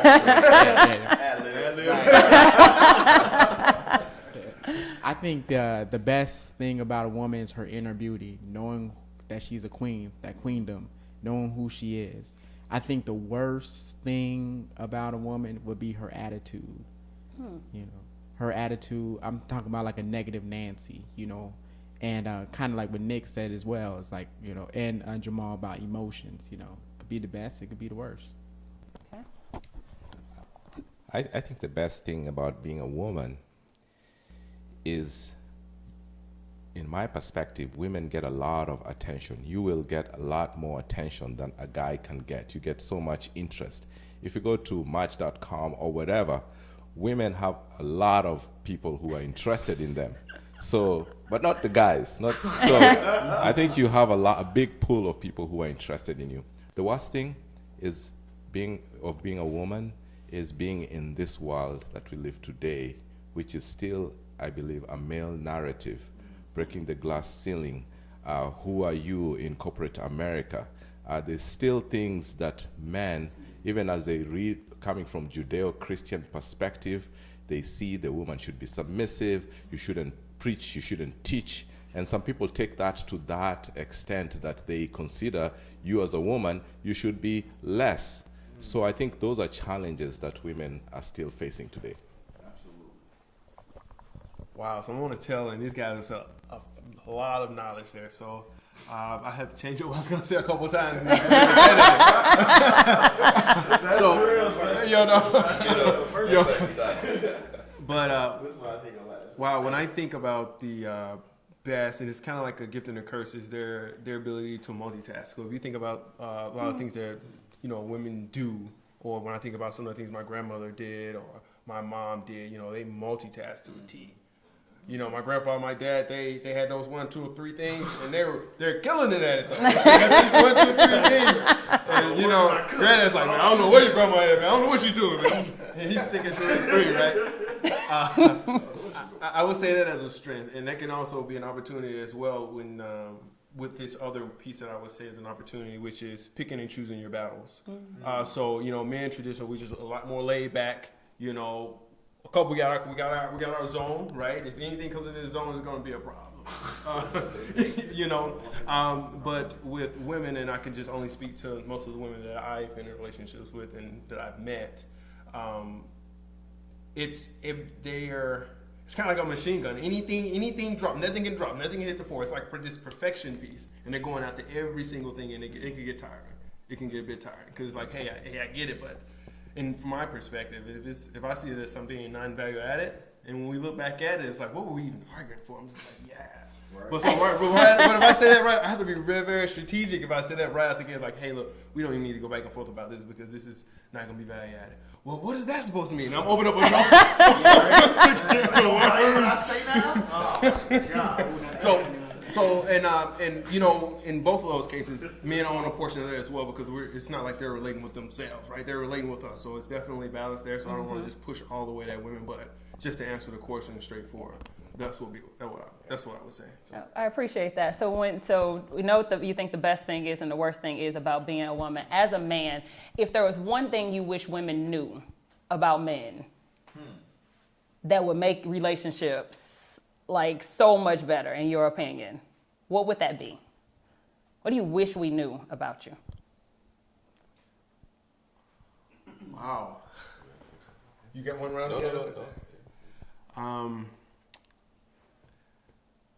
I would say I'm not that guy. So I feel, and that's just having the art. And men, we do this too, but just keeping it on the course. I'm not that guy. So if just because, you know, he did X, Y, and Z and he operated that way, you know, well, what did you learn from that? But don't, I'm not that guy. You know, I'm not Jake or Johnny or whoever it is. I'm Glenn Trez, you know, so I would say that. So.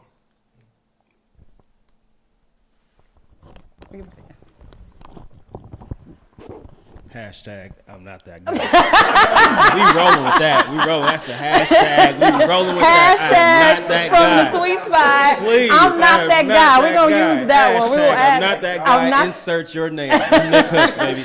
That's will so keep real. that. I mean, right there, I think you hit it on the head. I swear you hit it on the head. But like I said earlier, is that it's really simple. A lot of things that we say is really simple, right? Like, you say one thing and you twist it and turn it into something that it's not even meant to be. And we're like, yo, what are you talking about?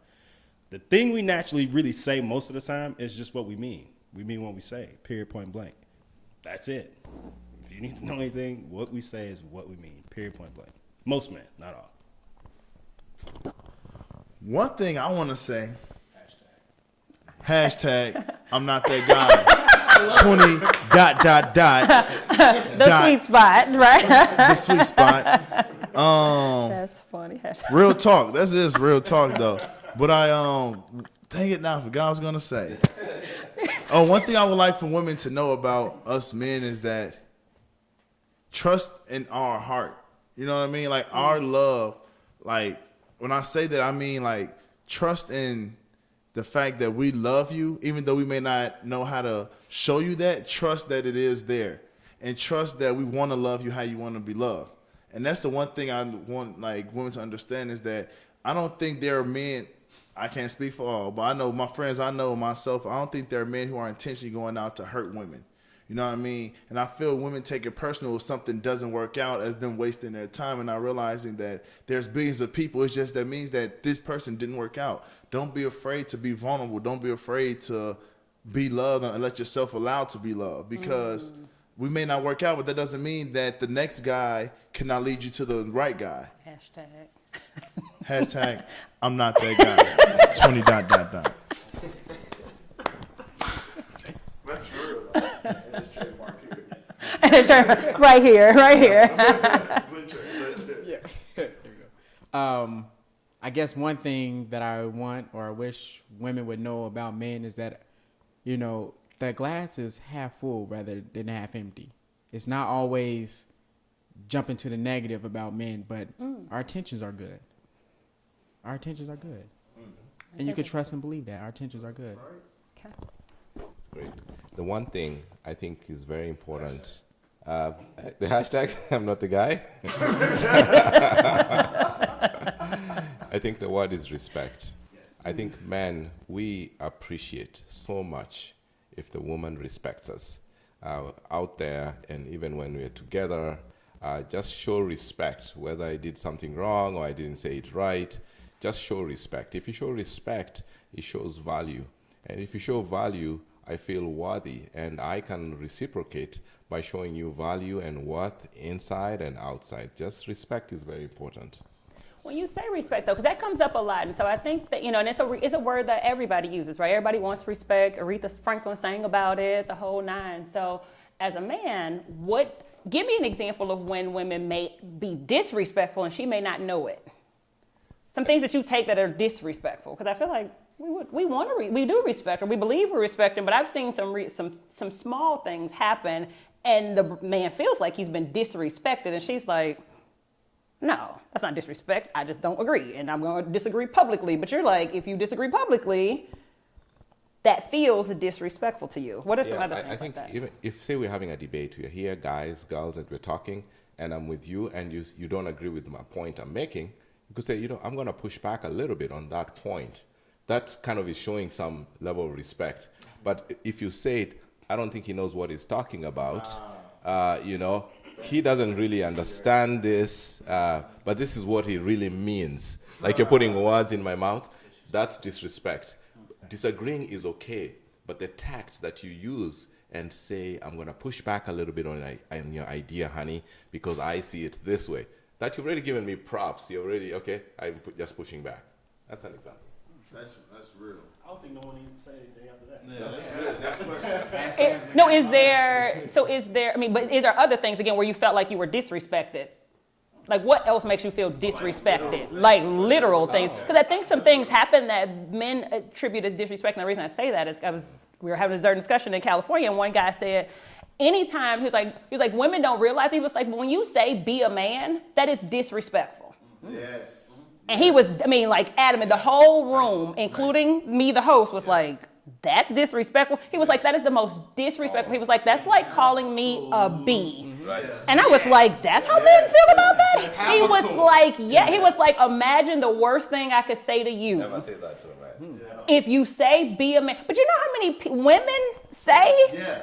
Now realizing that we working full time, we have to deal with your stuff, we have to deal with our family stuff, we have to deal with societal stuff, we have to deal with all this other stuff. Yes, we having a moment of weakness. Now you talking about be a man, mother. That's strongly. I just want to chime in on that. And one thing that's critical to feedback is timing, right? So, you know, sometimes you have to trust that executive decision, right? So if we're in a public place, using the example that you mentioned, and there's a dispute between me and, say, Alice and I, we're out, and we have a dispute, and I say, hey, babe, look, let's hang on, we'll handle that when we get home. And let's continue this event, because I know we have this going on. Let's stay focused here, because the way I operate is boom, boom, boom. So it's like, okay, this instant game, I can't multitask that, so we're gonna handle that at home, one-on-one, and let's go with it. So can you really trust, I guess it's having that trust in the man to make those executive decisions. And I think it's some other decisions that we make as well, aside from that one, they're more, I would call like an executive decision, but it's basically trusting in that. And if you don't, then I'm not that guy for you. Yeah. Absolutely. So. Don't mean I'm any less of a man though, because I'm not the man for you. It doesn't mean I'm less of a man. Right. Absolutely. No, I wholeheartedly agree with what all y'all said, actually. But I'll give you an example of disrespect. There was one time, there was a group of brothers talking, and sort of like this, you know, you're the moderator. But the lady I was dating at the time was trying to take control of the conversation. Disrespectful. She didn't find it disrespectful. Right. She thought she was being cute.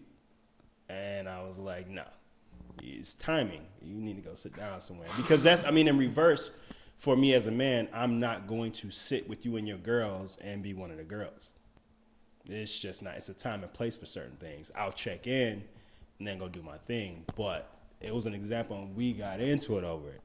I was like, how don't you see that's not disrespectful when you're trying to control a male dominant conversation and disrespect me in the process or talk over me? It's not happening. It's disrespectful. This is good. Without getting too personal, but since we being real here. Yeah, because we are. That's right. So I was dating. Real. Right. So Hey. we gonna keep all names off the table. Don't get.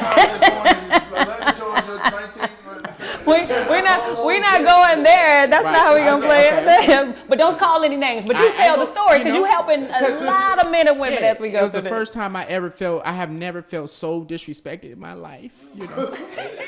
You know who you are. So I was dating this young lady years ago, and I was on my way out of town, and so she asked me if she could get some money. So I gave her what I had. I was like, well, here you go, babe. I could wire you the rest of the cash when tomorrow when I get settled in, whatever I can do, but make sure that, I got you.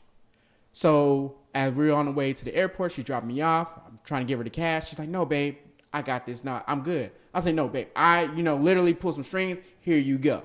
She's like, no, I got this. I was like, all right. So I went out of town, and then came back. And then we got in this big, huge argument. And then she said, you know how I came up with the rest of the money? I was like, how? She said, such and such gave it to me. Basically, her ex-boyfriend. And I'm like, that's disrespectful. That is so disrespectful. As a man. I'm sorry, I just said it out loud. Did you feel that? Not only did you say it out loud, like the energy, and you may not be able to pick it up, but the energy shifted. Like watching y'all. Like the whole energy just shifted. But go ahead. I'm like, as a man, I'm like, when you say as a man, we go out there, we fighting all this stuff, that we out here in the streets, we doing what we can. But I'm giving you what I have from the heart. And for you to say, I'm good, I don't want that, that didn't really hurt me. What hurted me was you went to somebody else to get what I could have gave for you. That's disrespectful.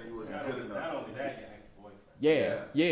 That is. So you know who you are. Somebody already had to get over from being that guy. Yeah. Yeah. I'm turning to that guy because you went back to the other that guy, and now you all messed up. And this was just one incident. This is the incident that broke the straw. The straw that broke the camel's back. A little bit, a couple months before then, where we were dating, you know, we're still brand new. It was like 2-3 months in, and she said, "Ken, how would you feel if, say, this ex guy, he wants to give me some money, or he wants to give me a purse, and this is a purse that I know she wants." And at the time, I'm like, well, we knew I ain't about to buy you the purse because we brand new. You ain't about to I ain't about to buy you a purse. You walk off with the purse and buy somebody else's meal with it, you know, some extra dude. I'm good. So, but what happened was, you know, she was trying to explain to me, was like, well, Ken, or he spent all the money. I'm rocking the purse, but you on my arm. I was like, nah, that don't even sound right. That's not even cute. A couple weeks later, guess what she come walking in the house with? A purse. How did she get the purse? You do the math. I don't know. I felt disrespected.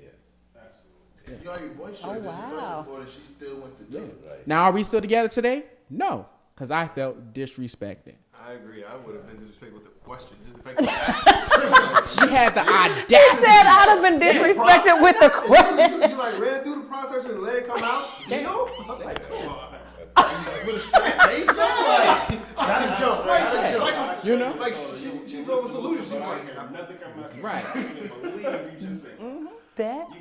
That's disrespectful. So okay. Anything else that, again, while we got the captive audience of America, anything else that, again, because she might not know, because again, and I won't even justify it as something, but again, it just may not look like the same thing on the reverse side. That's really what it comes. That's what it comes to. Somebody's like, be a woman, like literally it might be inappropriate, offensive, but like that core, you just struck me to my core and I feel like less than, or you feel like you attack.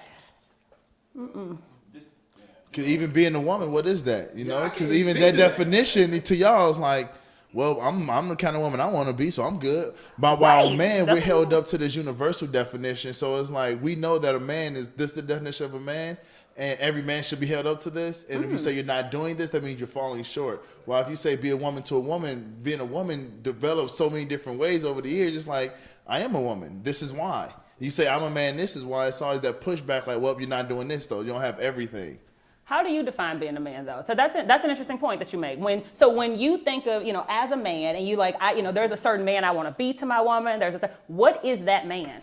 I would say, I think being a man is personally is being able to provide for yourself and your loved ones from a financial standpoint, but from a mental standpoint, just being able to process information and go out into the world and be able to do things in a way that makes the world a better place. If that kind of, for me, that's the best way I can say it. If it's raising your kids, if it's, helping out in your community, if it's, even having these type of conversations that help someone else maybe find something. I think that's what being a man is. And that doesn't necessarily mean homosexual, heterosexual, whatever. It's just being a gender who we are and doing that. Just like being a woman is the same thing. Like, it's universal. So it's like, I can't tell you what being a man is in your household is compared to my household. I have no kids. So being a man in my household, maybe being able to travel. While your household is being able to make sure the kids have nice school clothes. So I can't, you know what I mean? So that kind of thing. Yeah, I'm just saying, what is it for you? Okay.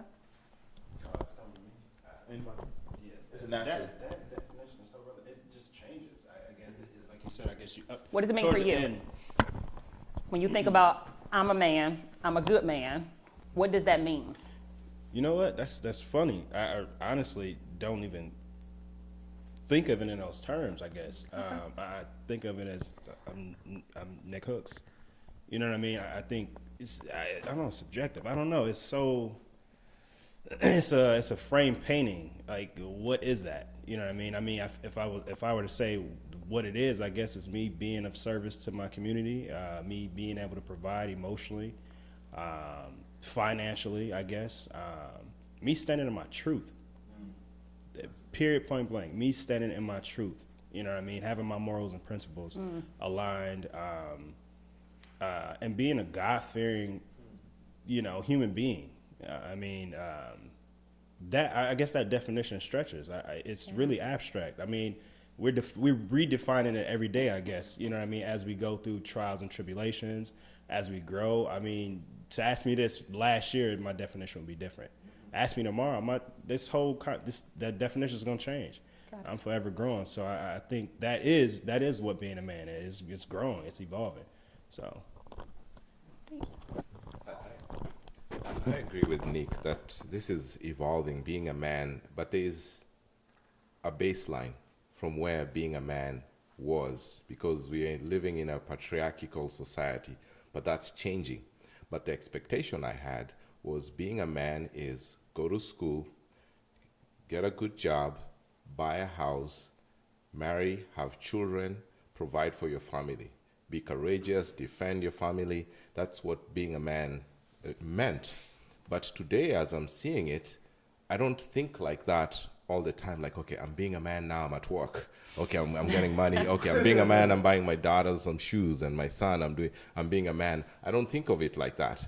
I feel being me means that I have found a passion in life, that I feel that I gotta do this. I'm contributing to charity, or I'm solving these problems. I feel valued in my community. That is being me. So being a man, I think, is more of a stereotypical thing. And then that's why when somebody says, be a man, one, I'm not thinking like that. And then I think you mean I should be making decisions or being the leader. But by saying that, you mean I am not doing those things. That's what it means. Therefore, then I get offended that you're really just telling me you're not doing all those things you're supposed to do. According to what I think. Right. So then to flip that around, many men, I hear a lot of brothers saying, I'm looking for a good woman. A lot of people say that, right? And I mean, I would assume most people are. Most people are looking for a good woman, and most women are looking for a good man. What's a good woman? I feel like a good woman is in the eyes of the beholder, So in your eyes? In my eyes, a good woman is, it's funny that you asked that. Because for me, I look for different things. Me is more internal, because I feel like as a king, I'm looking for that queen.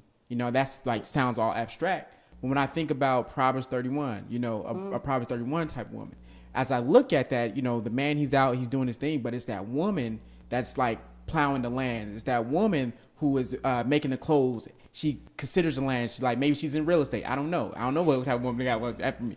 But I look for a woman that can fill in the gap when I'm not there, when I'm not able to. And as a man, sometimes we have to give up that control in order for that woman to fill in the gap, and vice versa. You got to give it up, because then you have the power struggle. It should be a partnership, a team, and that's what I'm looking for as a good woman. There's a lot of women that might fit that profile, but it's always in the eyes of the beholder. It might change. I don't have like no one size fits all. I might see something in one woman that I'm like, this is everything I'm looking for, compared to this woman, where she might have all the looks, look like Beyonce, but this woman over here that got the cock eye, she's a good woman because she has a good heart. Her heart is with me, and vice versa. So. I was gonna say, I thank you for calling that, because I was like, I'm about to put a flag on the play right here, because this cockeyed, and the reason I say that is because we know for a fact men are attracted to very visual. That's the word. Very visual creatures. And so while there are a lot of Leah in the world, since we're going with the Bible, there are a lot of them, but most men are looking for Rachel. Yeah. Real. So this notion that I would take the unattractive woman over the attractive woman because of her heart, I feel like that's different than what I'm used to hearing from men, but I could be wrong. In the sense of long term. So now, are we talking about a partner, or are we talking about somebody I can have sex with? Because you can have you have 5 attractive women and 5 not so attractive women. And if the not so attractive women make you feel like a man, what we just talked about, make you feel whole, make you feel complete, make you feel like you're doing your service, she's going to win over beauty every day, because beauty and gravity is going to get old after a while. You know what I mean? I want to have somebody I can laugh with, who I can emotionally look forward to talking to, who I can have stimulating conversations with. And for me, a good woman is someone who can teach me spiritually, who can teach me something emotionally, financially, mentally, someone who I can be in my truth with, being that I have a job and I can do all these things, but also I'm sensitive and emotional. So somebody who I can be all of that with and could be like, yo, you're perfect the way you are. Someone who understands that their imperfections makes them perfect as well. Someone who's funny, someone who is loving, loyal. Like, I just feel like just a good person who happens to be a woman. Good people are universal, but I'm looking for the one who's the female variety. You know what I mean? Just softer, the softer. You look for the soft one. Because hashtag I ain't that man. What's a good woman? The first thing that came to my mind, a good woman, I mean, just good people in general. Good people are people who love themselves and know that and stand by it. That's a good woman to me. If a woman loves herself, I can respect that wholeheartedly. A woman that can support, and a woman that can get in the co-pilot seat, and a woman can be in the pilot seat, and know how to interchange the two and find the timing and balance. That's a balanced person. A good woman is a balanced person. She has to love herself, period, point blank. There was somebody else said though that I wanted to tap into, but that's my thing. I'm really keen on just people loving themselves. If you don't love yourselves, you can't love me. That's true. And she won't believe that you love her. That's true. So I would chime in on that, and a couple of you guys kind of alluded to it already, but it's being a teammate. So being a team player. So when you think about a teammate, right? If we're sitting here bumping heads and arguing, you know what I'm saying, on the floor, on the court, or on the field, you know, probably not gonna have the most successful game that way. You know, let's huddle up and let's break it down. Let's put this play in place and let's run the play. But that's just one aspect of that relationship that I would think of when you think about what we've been mentioning in the past on the audio in terms of like this chest bumping thing. And what it takes to be a teammate. Sometimes, you know, if you think about some of the players now, you may play one position, you may play another. You're kind of agile, you're flexible based on whatever the team's strengths and opportunities are. You know, based on whatever challenges we're about to face, right? We have to come up with a different game plan, having that flexibility and understanding that. And then a big piece of that is, as an individual, understanding your personal values. You know, what are some of those things you value? You don't have to be perfect. I'm not looking for perfection at all, right? But just really understanding your values, because that, number one, helps me to make decisions as well as line myself up with those values. And it helps me understand you a lot better, too. So as a teammate, I think it's Shaq, Kobe, and Phil Jackson when you say that. How, you know, Phil can be seen as a Zen master, or quote unquote, I don't want to say this like blasphemy, but like kind of God, and Shaq and Kobe kind of are like the teammates with the skills or with the talent that didn't do as much as they could have because they didn't get along as well as they could have. So like you were saying, they could have won way more championships. They could have done way more they could have if they were able to communicate and while listening also to Phil Jackson. So it kind of reminds me of marriage, how, you know, that bond is between a higher power. And if you believe in each other, you can go really far with that higher power. You can always execute and win and get reach your highest potential. If you believe in each other as the foundation, then that just increases it. You know what I mean? absolutely. So for me, a good woman, I'm a secular guy. I used to be a Christian, but I'm not anymore. But still, my views have been shaped by my mother, how I see my mother, and also how in my culture I've grown to see this is a good woman. A good woman can cook. A good woman can take care of the home, can all these things. But my thinking has been evolving, because a good man may have been somebody who checks their emotions and they just does very transactional things. Takes care of the house, pays all the bills. Yeah, like my dad never hugged me. He doesn't hug me, but I knew he loved me. My mom could do that. But what I'm realizing now that I have kids, that I tell them I love you every day I see them, every time I tell my woman, but this is not what was expected of me being a man. So some of it is my tradition, being a woman is these things, but some of it is evolving. I want somebody who I can intellectually engage in, and we can have a real conversation. I can say, wow, you challenged me, I challenged you, and I got better. And I got better, I think that's the key word. That's the key. Absolutely. A woman can learn from. And respect. A woman you respect. If I don't respect you, just my personality, I'm going to run over you. Yeah. You can have whatever past, as long as you own up to your past and love yourself and love what you've been through. And that's we accept it. when I said love yourself. Yeah. That is so key. Yeah. It really, really is key to love yourself. A lot of people don't love themselves. No, that makes sense. And so when we talk about like not loving yourself or respect or owning up to your past, so let's flip this. Let's talk about sex, since that can, because that's the first thing that came to mind, honestly, for me. When you mentioned that, and so there's a whole bunch of questions and thoughts that come up when it comes to sex. So we ain't talked about that. We talked about all kind of stuff, and it's been really wonderful. Thank you, fellas, for that. But let's get down to this aspect of relationship, because it's funny because nobody even mentioned it. Where it's like what I'm looking for in a woman or what I think a good woman is, which I think is deeper than sex. Which I think is powerful. I think that's what's really powerful about that, because there's this idea that men are visual, so that's lauded all over TV. We know that very well. Men only want, like, again, growing up, I can't tell you how many people have taught, many girls, by the way, that men only want one thing. Don't take nothing from them. Don't smile too hard. Look down when they walk back, because again, you get in, you all emotional. The next thing you know, you're gonna be in bed with somebody, and that's all they looking for, is the belief. Okay. How important is sex to a relationship? Very. Very. You guys just supported everything. Women think about sex just as much, if not more, than men. The difference is we are more vocal about it.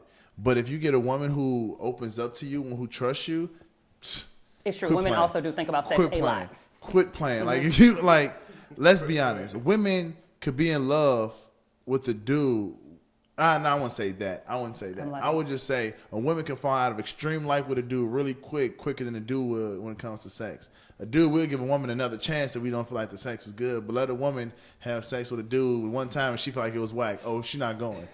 She may give him the benefit of the doubt if she's a good woman. And she's like, you know what? We all have those mistakes, you know what I mean? But let's be real. Overall, a woman will be like, nah, I'm good. And just write you off, you know what I mean? So sex is very important, because not only the physical act, but what sex, as I've become older now, what sex endures, it's like, it increases with someone you have that deep emotional connection with, but it still can feel pleasurable and very nice with someone who you connect with on a level that's not as deep.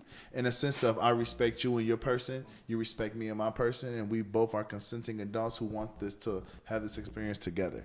You know what I mean? That don't mean that I have to commit to you for the rest of my life. You don't have to commit to me for the rest of your life. But we commit to each other for these next couple hours. And that's all that should matter. You know what I mean? Oh. Okay. You got a fella snapping over here. So you said sex. Sex is very important. I think when sex is done right and well, it's another form of communication. It's a deeper level of communication, right? Like, it's not even just an act of it. It really is another form of communicating with your significant other. If it's done right. I mean, you have transactional, here and there, sex, this, that, and the other. It is what it is. But it really is a deeper form of communication, period, point blank. That's what it is. It's the art of it. So it's very important in a relationship. Yeah, you can get in an argument and go have sex and y'all forgot what y'all was arguing about on the couch watching TV, but it does dispel a lot of things, man. Sex, it's that intimacy of getting closer to someone. Someone says sex is like being close in a relationship is like heavenly or something like that. It's being that close because it is an unspoken language, you know what I mean? So, and it really is when you think about what it is. It's like it is the divinity of men and women. Like, absolutely. I mean, when God said, "Let us make man," like, absolutely. You can look at a woman, we get together, absolutely. And we too can say, "Let us make man," and in 9 months, right. There is a man, or a kid, or whatever the number is. But it is truly the essence of the divinity of man and woman. You put us together, and that is truly the example of the divine. Absolutely. It's cosmic for sure. Very much so. I definitely agree. Sex is important. I also think it's important when you have sex, because I feel like if I'm meeting a girl and we have sex like a week as getting to know each other, it's not gonna last long. I'm sorry, boo boo. With me, it's not gonna last long. With me, it's not gonna last long because I look at it. Look at it from this point of view, because I think about it as if she's so quick to give it up to me, or if I'm so quick to give it up to her, I may not be the only quick person giving it up. That's one aspect. Another aspect is that if I don't really know you that well, but I'm jumping into bed with you, you don't really know me that well, I'm jumping into bed with you, there's no longevity in that, right? And so, but I also feel like, cool. And I also feel like, this is good. I also feel like, let's say we're in a relationship, we're getting to know each other, things like that, and we're looking more at longevity. We have sex. Yeah, I can see that's very euphoric. To me, sex is not all that important in a relationship. I can have sex with anybody out here in these streets, anybody, but that doesn't mean I'm gonna love you. That doesn't mean that I'm gonna care for you. That don't mean like if you have a baby, I'm gonna be there to take care of the baby. That's the reason why we have so many kids out here, kids out here that are just running around with no daddies. And then you say, what's a man? And it's another different aspect of a man is how many women can you have sex with? How many women can you get pregnant? And how many kids you got out here running around? So sex won't be able to keep you. And dang sure won't be able to, but for how long though? But for how long? But for how long? Right. But for how long though? Right. But for how long? Yeah. I mean, I feel like, but for how long though? I'm in the point in the place. But for how long and for how deep? How deep is it and how long? I'm at the point in my life where I'm like, I want to love a woman for who she is, not for what can she give me. I know without a shadow of a doubt, we could do that all day. But if I want to love you, I want to love your heart. I want to get deeper with you on that level. Physical is always going to be there. That's a given. But if I can't connect with you emotionally as a man who we are quote unquote not emotional, I need to be able to connect with you and love with you on that level, more than just physical. I respect your perspectives, and I think it makes sense that you need a relationship. And I agree with what Nick was saying, that it's a communication. I think sex should happen as quick as practically possible.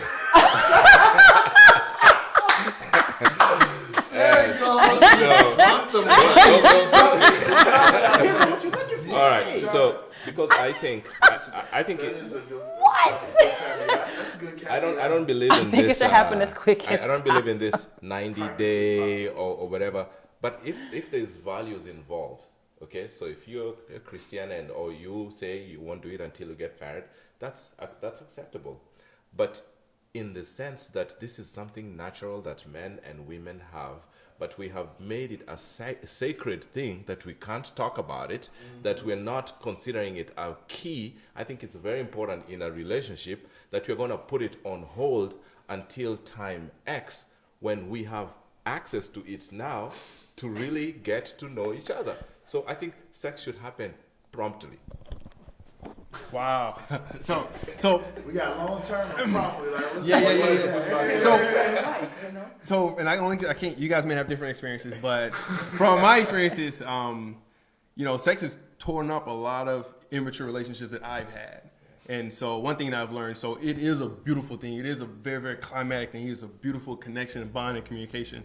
But for what I need in terms of my values, I gotta have that other connection before putting that other layer on there, or it just destroys it at some point for me personally. So I have to just make sure that we are together. We built that foundation before adding that layer onto it.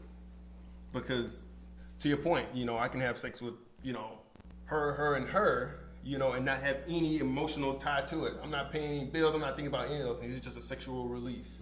But what makes it different from a sexual release when I connect with this woman that I'm in a relationship with? It's those added layers. It's that foundation. I got something. It's something else tied to it. It feels different. It's a different type of connection. So I think time is definitely important before adding sex into the equation. So you can't say 90. I can't say you can say 90 days or 30 days or 3 months. I can't put a timeline on it. It really depends on those two individuals, what their values are, and how quickly they can set that base and get strong together. So that's my So let me ask you. So you're dividing between sexual release. Does we have release that you can do it with anybody, and then you're saying there's a relational one that you want to protect, and so you won't have the sex until you have this other connection made, so you can have sex. But sexual release is part of who you are as well. if you've already established a connection with this woman that you think is reasonable, do you think that is not valid as well to have sexual release? Because you like her and you guys like each other. Okay. Let's have release and so we can move on to other things to build connection. Well, what I think happens is if I found out how to have sex and have great sex before I found out how do we solve problems together, I just want to put the other one in front of I just want to put that one in front of that one. So, and that's just me personally, how my personal approach on it. Yeah, and I think that's what happens. Yeah, you're just trying to create a foundation. Yeah, so that you have something to balance out with. Because I think the risk you run and the risk that happens in many relationships, which is why, again, like I say, because this pulls you together or it forces you together. If there's nothing else pulling you together, then as soon as you get out the bed, then you back apart and it doesn't hold. Because I think the other piece is, which is interesting, and I've heard guys say this idea of like it's a release. Where it literally was like, in his statement he was like, I was going to do it by myself, but I decided to call her. That's real. I've been there. Predicaments. But this idea of, hey, that I was just gonna get off, but decided that I wanted company, like that's a different mindset than I'm making love to you or we're deepening a relationship. Because again, if it's just a human version of masturbation, that's different than I'm making love or I'm having sex with her. And I think a lot of people are just, again, masturbating with people next to them. And you said or masturbating into people. We just specific question about sex in relationships, right? And when it's too soon, or how, or what, is it important in relationships? It's evolving. So it's evolving. General. Yeah. To each his own. I mean, it really comes down to that. To each his own. You know, you can have it on the first night. You know, I'm taking it for a test drive at some point. It's not going. I'm not waiting. I'm sorry. I mean, that's just the reality situation. So you couldn't date a woman who was celibate. Let me ask this question. Nope, I could not. You couldn't date a woman who was celibate. I couldn't. What's celibate? Like wait till like marriage. So you saying it? So she's still. Are we talking about when Trez's definition of celibate, or are we talking about wait till we marry the definition of celibate? The latter. So if we're talking about waiting till marriage, I don't know. I can't say I can wait to. No. Exactly. Like I said, I personally could not wait till we got married. I'm taking it for a test drive because if we got married and it's not up to par, my head is going to go somewhere else, and I can't have that. I mean, it's pure point blank. Can't have it. I'm taking it for a test drive. Now, if I take it for a test drive a couple times and you say, hey, let's wait 2 weeks before, whatever, then cool. The week before the wedding, 2 weeks before the wedding, we don't have to do anything. But I'm not waiting. I'm not waiting till we get married. It's not happening. Just being real, we're men, and as men, we're just built a certain way, and I don't know why, and if we look at the sheer numbers, y'all outnumber us 2-1 on this planet alone, and that's not including those who are enjoyed to same sex or who are married or things like that. So from a sheer number standpoint, I have to make sure we're sexually compatible. Now, does that mean that, I like her, so I'm going to smash her to see if her vagina is good enough for me to get in a relationship with? No, that's not the case. But I would say it is one of those things where if I'm digging you, and if, like, say all things equal, when I feel sex will put one above the other, I don't think it was that important in a sense. But now if I say if all sex is equal, I need someone who can make me happy. Like, that's way more to me than sex. But don't get it twisted. Sex is another expression of a communication and affection and intimacy. So if I'm sitting there and this powerhouse woman come in, she came from tell me and said, babe, I want your body. And I'm like, oh, that's dope, compared to a chick who's like, yo, I don't know. Like, it's different for me, I guess. Like, sex, anytime I have sex, I take it the same way. I just feel like if I'm emotionally connected with someone, it evolves. The act itself evolves. Therefore, it gets deeper naturally. If that makes sense. For me, it depends on where I'm at in life, you know. So if we have the same goals as, you know, wanting to wait to get married, yeah, you can say all day you want to, you know. I feel what Nick say, take it for the test drive.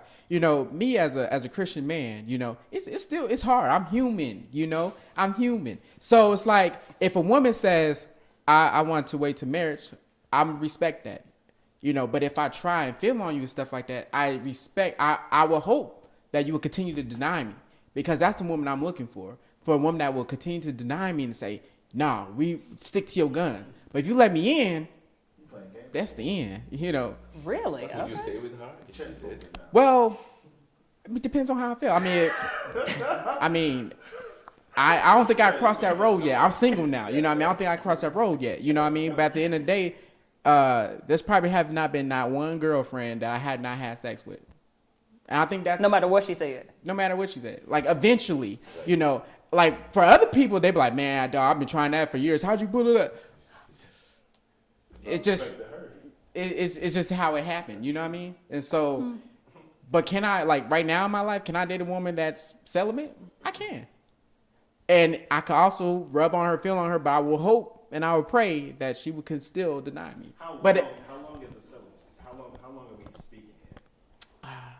Well, so you popped the question. It could be 2 months, could be 2 years. A lot of that is not on the woman always. Right.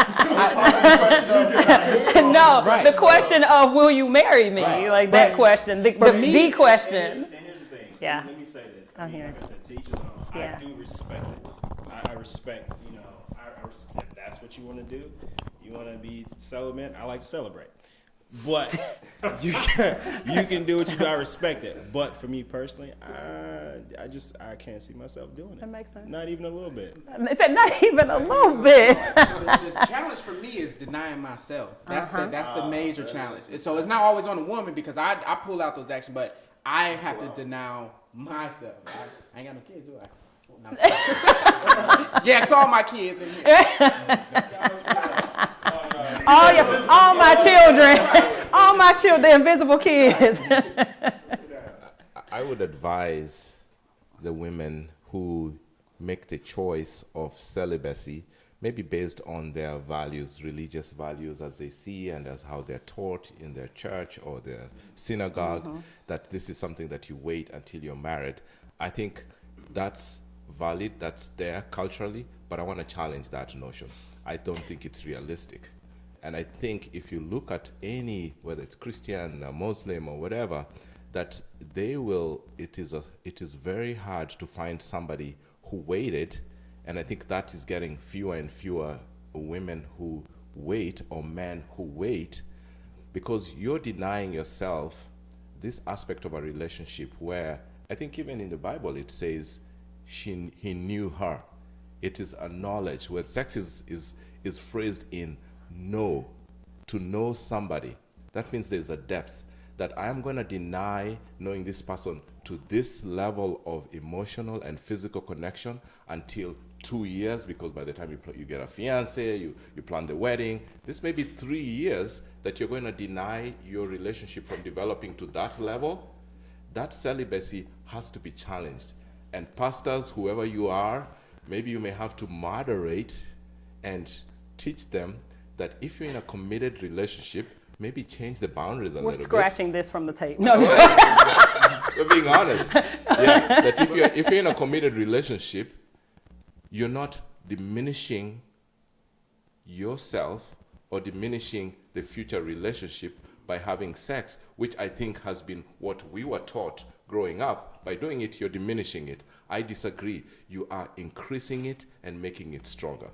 I just think to cover the rest of the Bible that we quoted on, it's like this idea that to know her is indeed, but it was also in the confines of marriage, and to know somebody also meant that you now were married. That's the way that you consummated. It meant you married them as well. So that was a part of that same Bible. So it wasn't a matter of just know and. But that's where it came. That's where it came from. Marriage in like your union before God. So can't I have a woman say before God we're acknowledged and I'm married according to the Bible and not technical American or they signed a piece of paper. So if everybody you slept with you were married to in that format, yes. If you wanted to follow those parts, but then that would mean every woman you sleeping with you're married and you're going to take care of her as a wife. Well, if y'all both were like, yo, we decide to come before and during our union, I'm going to take care of you as if you were my wife. And now when our union is over, we're no longer unionizing. Then I don't have those obligations no longer. Yeah, so I think that's the difference. So you could biblically marry somebody. Let's just go with that. But then also to biblically unmarry them was a bigger grounds as well. So again, it's not the idea of like, oh, and after this is over, we will no longer have this union of marriage. It's like, no, that's not the way that works. I think to attempt to to take what makes sense or what works, is where that risk comes in. So yeah, you could do it and it makes sense. It's just not true. Cool. So I'll say that I would. If she showed me her values. Now timing for that will be for discussion, and I'll get to that. But we're getting married in 3 months. No. But if a woman shows me her values and I understand her why, and she communicates that to me, and I see a future with her, I see her as my wife one day. Absolutely, I would. I would sacrifice that. Now that being said, I think is one thing that we've been alluding to is there's been a change. So you gave an example about a rotary phone and a house phone and a cell phone. So if we go back historically, back then, how long? I mean, people were getting married at 16, 17 when these emotions were starting to rise, right? Or, my dad and mom will get together with your dad and mom and put our kids together to join a family. And so it was happening more rapidly. And so now, for this day and age and all the stimuli we have going on, all the technology, it takes after you graduate from college to really find out who you are and what your values are, because there's so much other things going on in the world, so much to learn, so much traveling to do, finding yourself and things like that. And so it takes more time to find yourself. So now you got added 8-9 years onto living, without having that sexual connection. So I don't have the solution for that, but I definitely know that is a challenge for me as well, because now I'm thinking, I was like, wow, well, they speak of it in the past like it was just so easily, and I'm like, well, when did you guys get married? Oh yeah, we got married when I was 18. I was like, oh, I'm 30.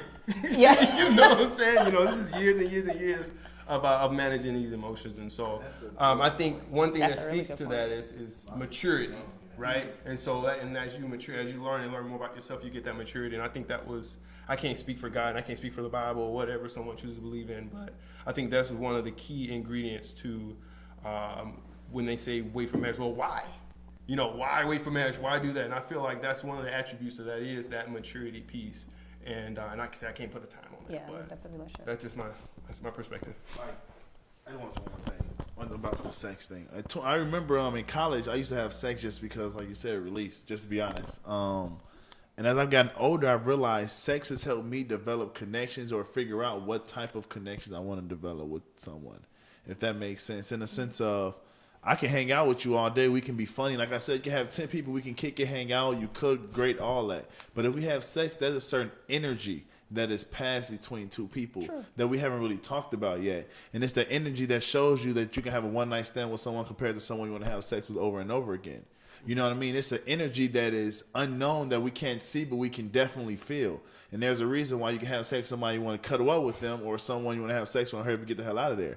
And it's like just figuring out, I'm not saying that, okay, we're going one date, then having sex, then I'm going to go on 2 dates with you. It's more so, okay, I like you all about the same. Now, if I have sex with, say, you, and I feel that our connection definitely has gotten deeper, then I kind of want to explore that more with you.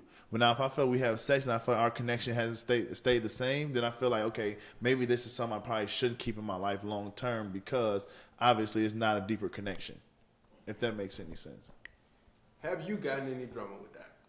Have I gotten... challenge you, just to be devil's advocate. Have you got any drama with that? So when you do have sex with these women, so you're making a decision, right? So I got these females, 2, 3, 4, how many they are, right? Okay, and I'm choosing this one. This is just a sexual release for me, right? Is she on board with that? Well, or is that coming with some additional baggage? Well, good question. So for me, I've realized, going back to that communication piece, that eliminates a lot of that. If I'm like, to be honest, I'm in a place where I'm not looking for a commitment. I'm not looking for anything like that. If we're two consenting adults who decide to have sex, great. If not, then cool too. So I have that conversation at first. You know what I mean? Does it work though? Yes, it does, because I've realized women appreciate honesty up front. When you say work, how does work look? Tell me what work looks like, because I'm just saying, as a woman. Hold on, what do you mean by work? As far as if I'm like able to have healthy relations, even once we decide to not be connected and not be cool, yes, I'm cool with a lot of women I've had sex with. You know, even some of those, they still come to me advice about their current relationships, because I'm open and honest with everything. Like, I'm letting you know, like, you know what? I'm not looking for a relationship. I know you're not looking for, I'm not holding you to any standards or anything like that.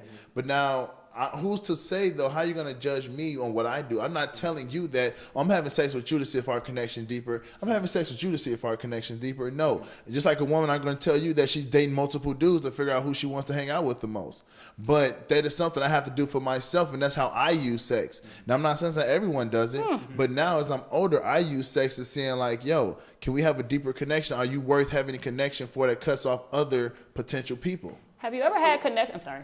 Go ahead. So what age you felt like when you mastered that? At what age? 28. 28. Last year.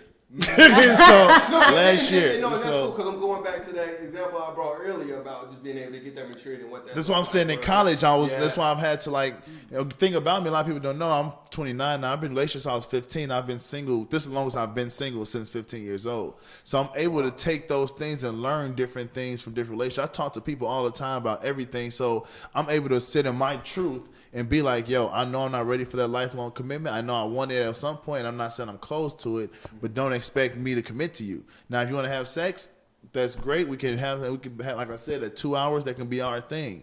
But don't expect this 2 hours to matriculate to days and weeks and months now, because you already know from jump. Now, if you decide that you like me more and we have to be more, or we can't have sex no more, that's fine too, because we both are communicating that. And there's no hard feelings. But we just know that. Because there have been times when I'm like, yo, I like this sex makes me want to like you, and I'm not ready to like you because I know I'm not ready to commit. So I'm not trying to hurt you. But it sounds messed up, but I'd rather let that get known now than drag something on for years and then you build up another waste his time 2019. I don't want to be one of those guys to add to that. I don't want to be, I'll say I'm not that man for a reason. So why would I sit here and lie to you about something that I don't have a lifelong goal to do? Why would I sit here and be like, yo, I want to treat you so well. We can have kids. I can see you being my girl. Do we have sex? I don't talk to you no more. That's unfair.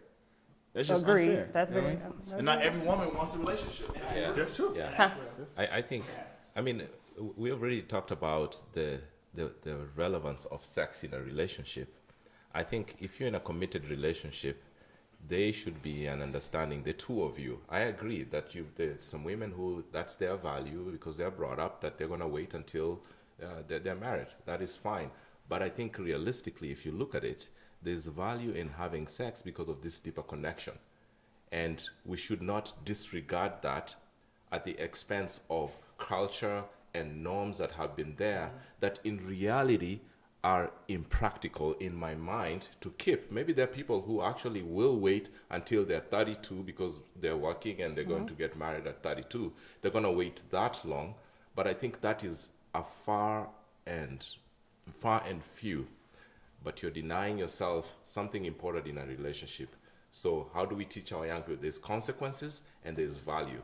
The consequences, you don't want to have babies all around. So we need to teach them. we need to teach people what it means to have safe sex and things like that. I know that may be unpleasant for people in different value systems, but I think we have to be realistic. Sex is not, it's not bad. Oh, absolutely. And no, sex, definitely not bad. And sex, I'll say, this is my absolutely perspective. incredible. Sex, it creates life. Like yeah. we're all here because of it. Right. Like literally, the human being. Yeah, we are all here because of, so then with that, so we're clear, everybody got it. Yeah. In whatever condition you have, there's a whole bunch of conversation, or at least every day on social media, there's some new something that a woman needs to be able to do X, Y, Z. You got women now who can pole dance and this dance, and she got to buy lingerie. How important as a man, how important is like all of, I call them extras to men, like, you know, so it's the obsession over like what lingerie and this and this and this, and can she pole dance and can she strip and can she do all of this stuff? How important is that? Yeah, I agree. You married her because she could. She's the wifey because of the extras. Say more. The value of extras. What is the Yeah, value of I'm just saying for you guys. So for a woman, like doing the extra, having all these extra skills, all this extra ability, like what is that? Especially I'm saying she's the woman because of the extras. Like I said, all things even. What is it that's different than you that makes you stand out? Just like every woman wants a man to do the extras, the flowers, the gifts, the cars, the dates. That's extras. Not necessarily say what you have to do. The extras are why you the person who I choose to be with.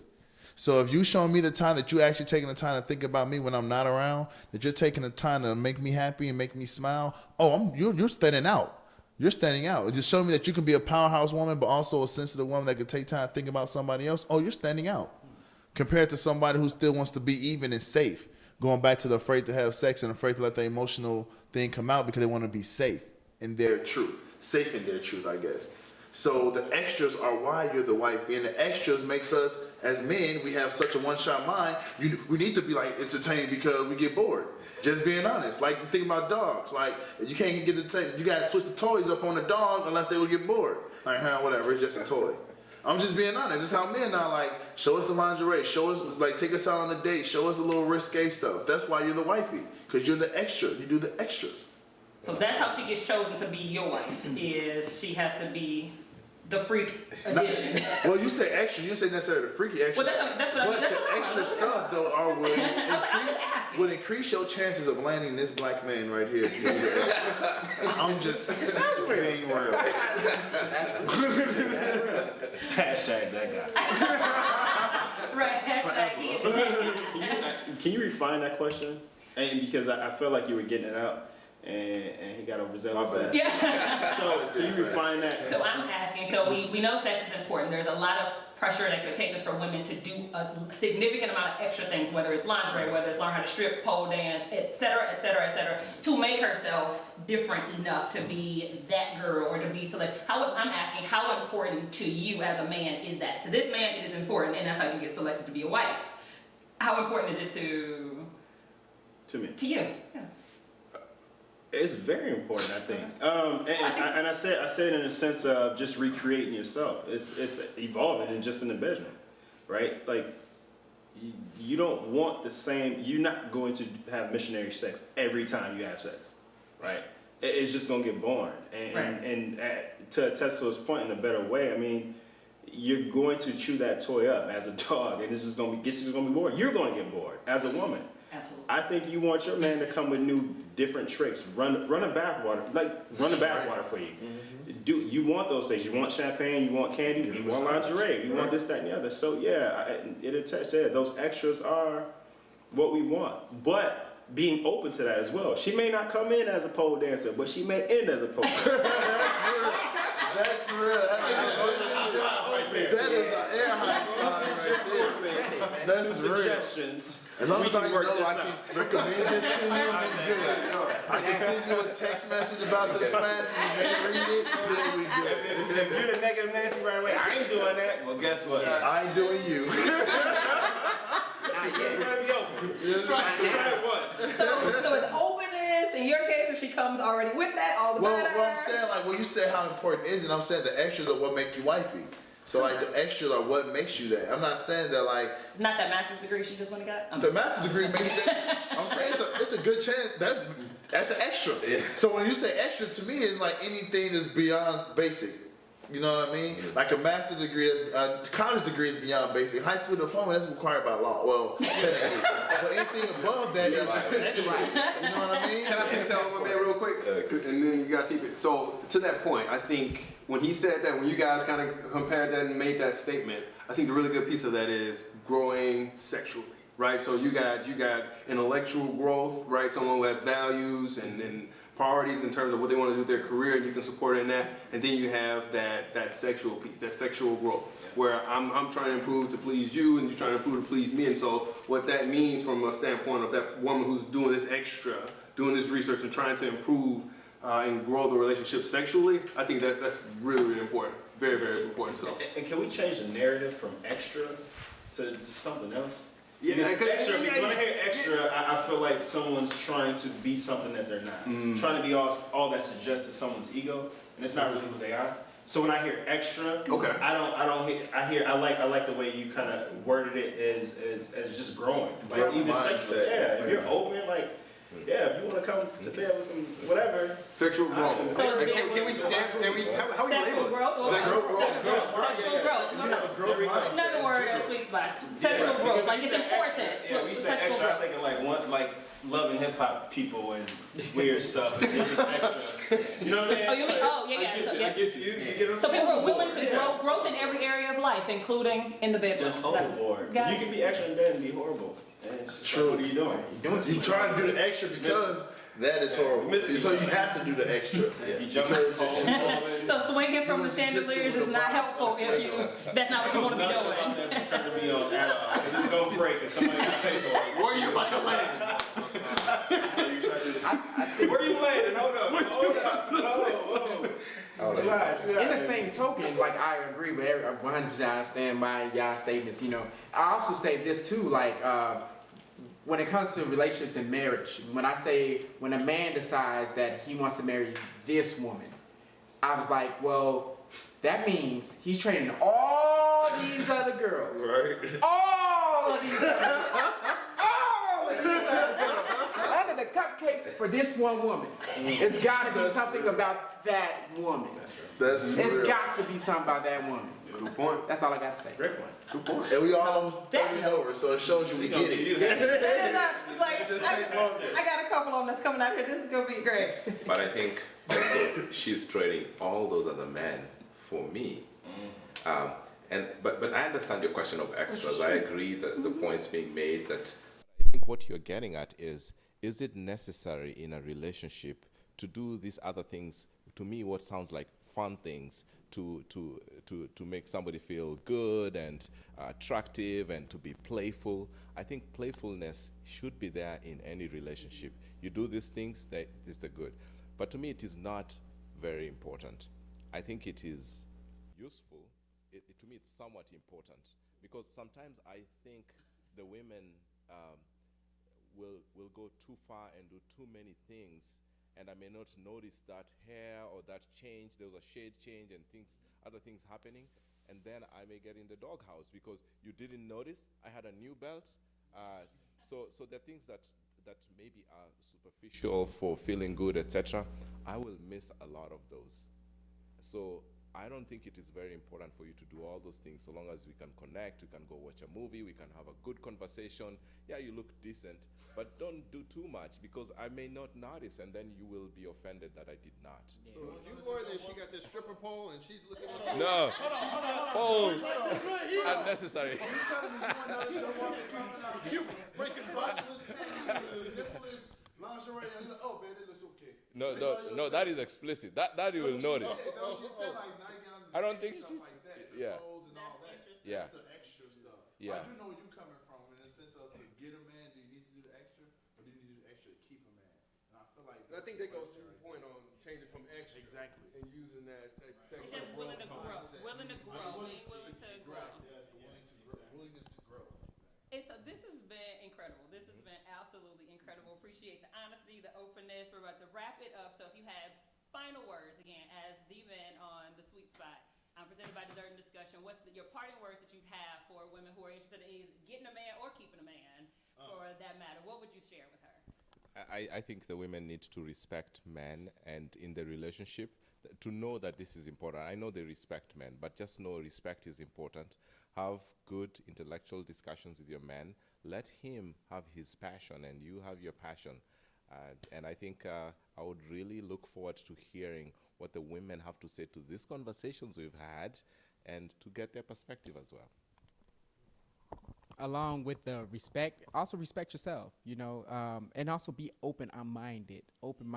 You know, you're not gonna get the 6'5", you know, hunky dude. You might get him in a 5'5" guy with a nice beard, you know. But just be open-minded. Something I would say to women is just, like I said earlier, know that your hurt isn't the only hurt. Know that you are risking you're not the only one who's risking opening up and being emotionally hurt and being damaged as well. And know that men have been damaged. We're just better at hiding it in some aspects. So we just understand that we all have been hurt and we all have lived life, and that doesn't justify you unwilling to live and expand yours. I totally agree with that. I totally agree with that. Hashtag that guy. You're not the only hurt person. Period. Point blank.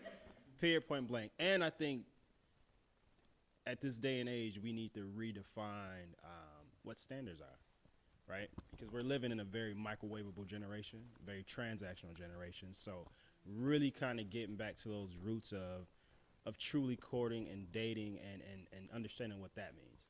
So, yeah, but I agree with what I said, especially what you just said.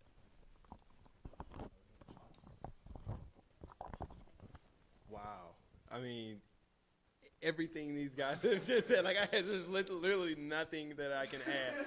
I thought I had something, and he just said it. Wow. So it's basically it's going to be a repeat. You know, it's that I'm not that guy. It seems like a quick thing to say, but there's a lot rooted in that. In terms of, you know, those past hurts and what those do to a human being, those do to people who are emotionally driven. And when you see things that you may have seen in the past, you're going to attribute some to that once you see that in a man. And so that may not be the case with me because I'm really not that guy. And so it's just really being able to hit the reboot and give a fresh relationship a shot. And the other piece to that is having the values and have the standards and values conversations early and really searching yourself to find those. And so that goes to men and women, but having that conversation right out the gate, you know, you get the chance to, okay, well, these are my values and my standards, and now this is how we can merge together and operate within these guidelines, you know. And if there is something of celibacy or hey, well, guess what? I don't get sexual arousal, I don't have sexual values, so that's not me. You can go ahead and get that stuff out really, really quickly and wean through that relationship. So, you know, just really having those understandings, because I've asked women, I say, well, you know, what are your values? You know, you can tell me what you're looking for in a relationship. I say, what are you looking for in a man? Get a long list. Well, what are some of your values? Like, what are some of those things you gotta get out of a relationship? You know, that's a little bit more of a quicker conversation. I may get one or two things, and so I go back to that big list I got, and I say, okay, well, how does this line up with beep, beep, beep? Right. Exactly. You know, and so yeah. Yeah, that's real. That's a good one. I totally forgot about introductions. We got right into it. What's your name? Where you from? Your first name. Where you from? Oh, Glenn Trez. I'm from Birmingham, Alabama. And I'm George, and I'm originally from Kenya, East Africa. I've been here for about 20 years. I'm Kenneth Scales, born in California, raised a little bit in New York, live here in Minnesota, so Cali, York, soda. He factors that a lot. Jamal, 29, long walks on the beach, North Minneapolis, Minnesota, by way of Chicago, 20 plus years. Yo to the babies. Hashtag that guy. Man, wow. Like, how do I follow that? You're looking in that LL joint. Like, that is very true. I'm Nick Hooks from Racine, Wisconsin, and from here now, St. Paul, Minnesota, Minneapolis, Minnesota, Twin Cities. Alex Merritt, creator and host of Dessert Discussion, bringing you discussions where real people have a real talk about love, sex, and relationships on a mission to help us all build amazing relationships, one discussion at a time. You deserve love, and you can have it if you desire it. Look.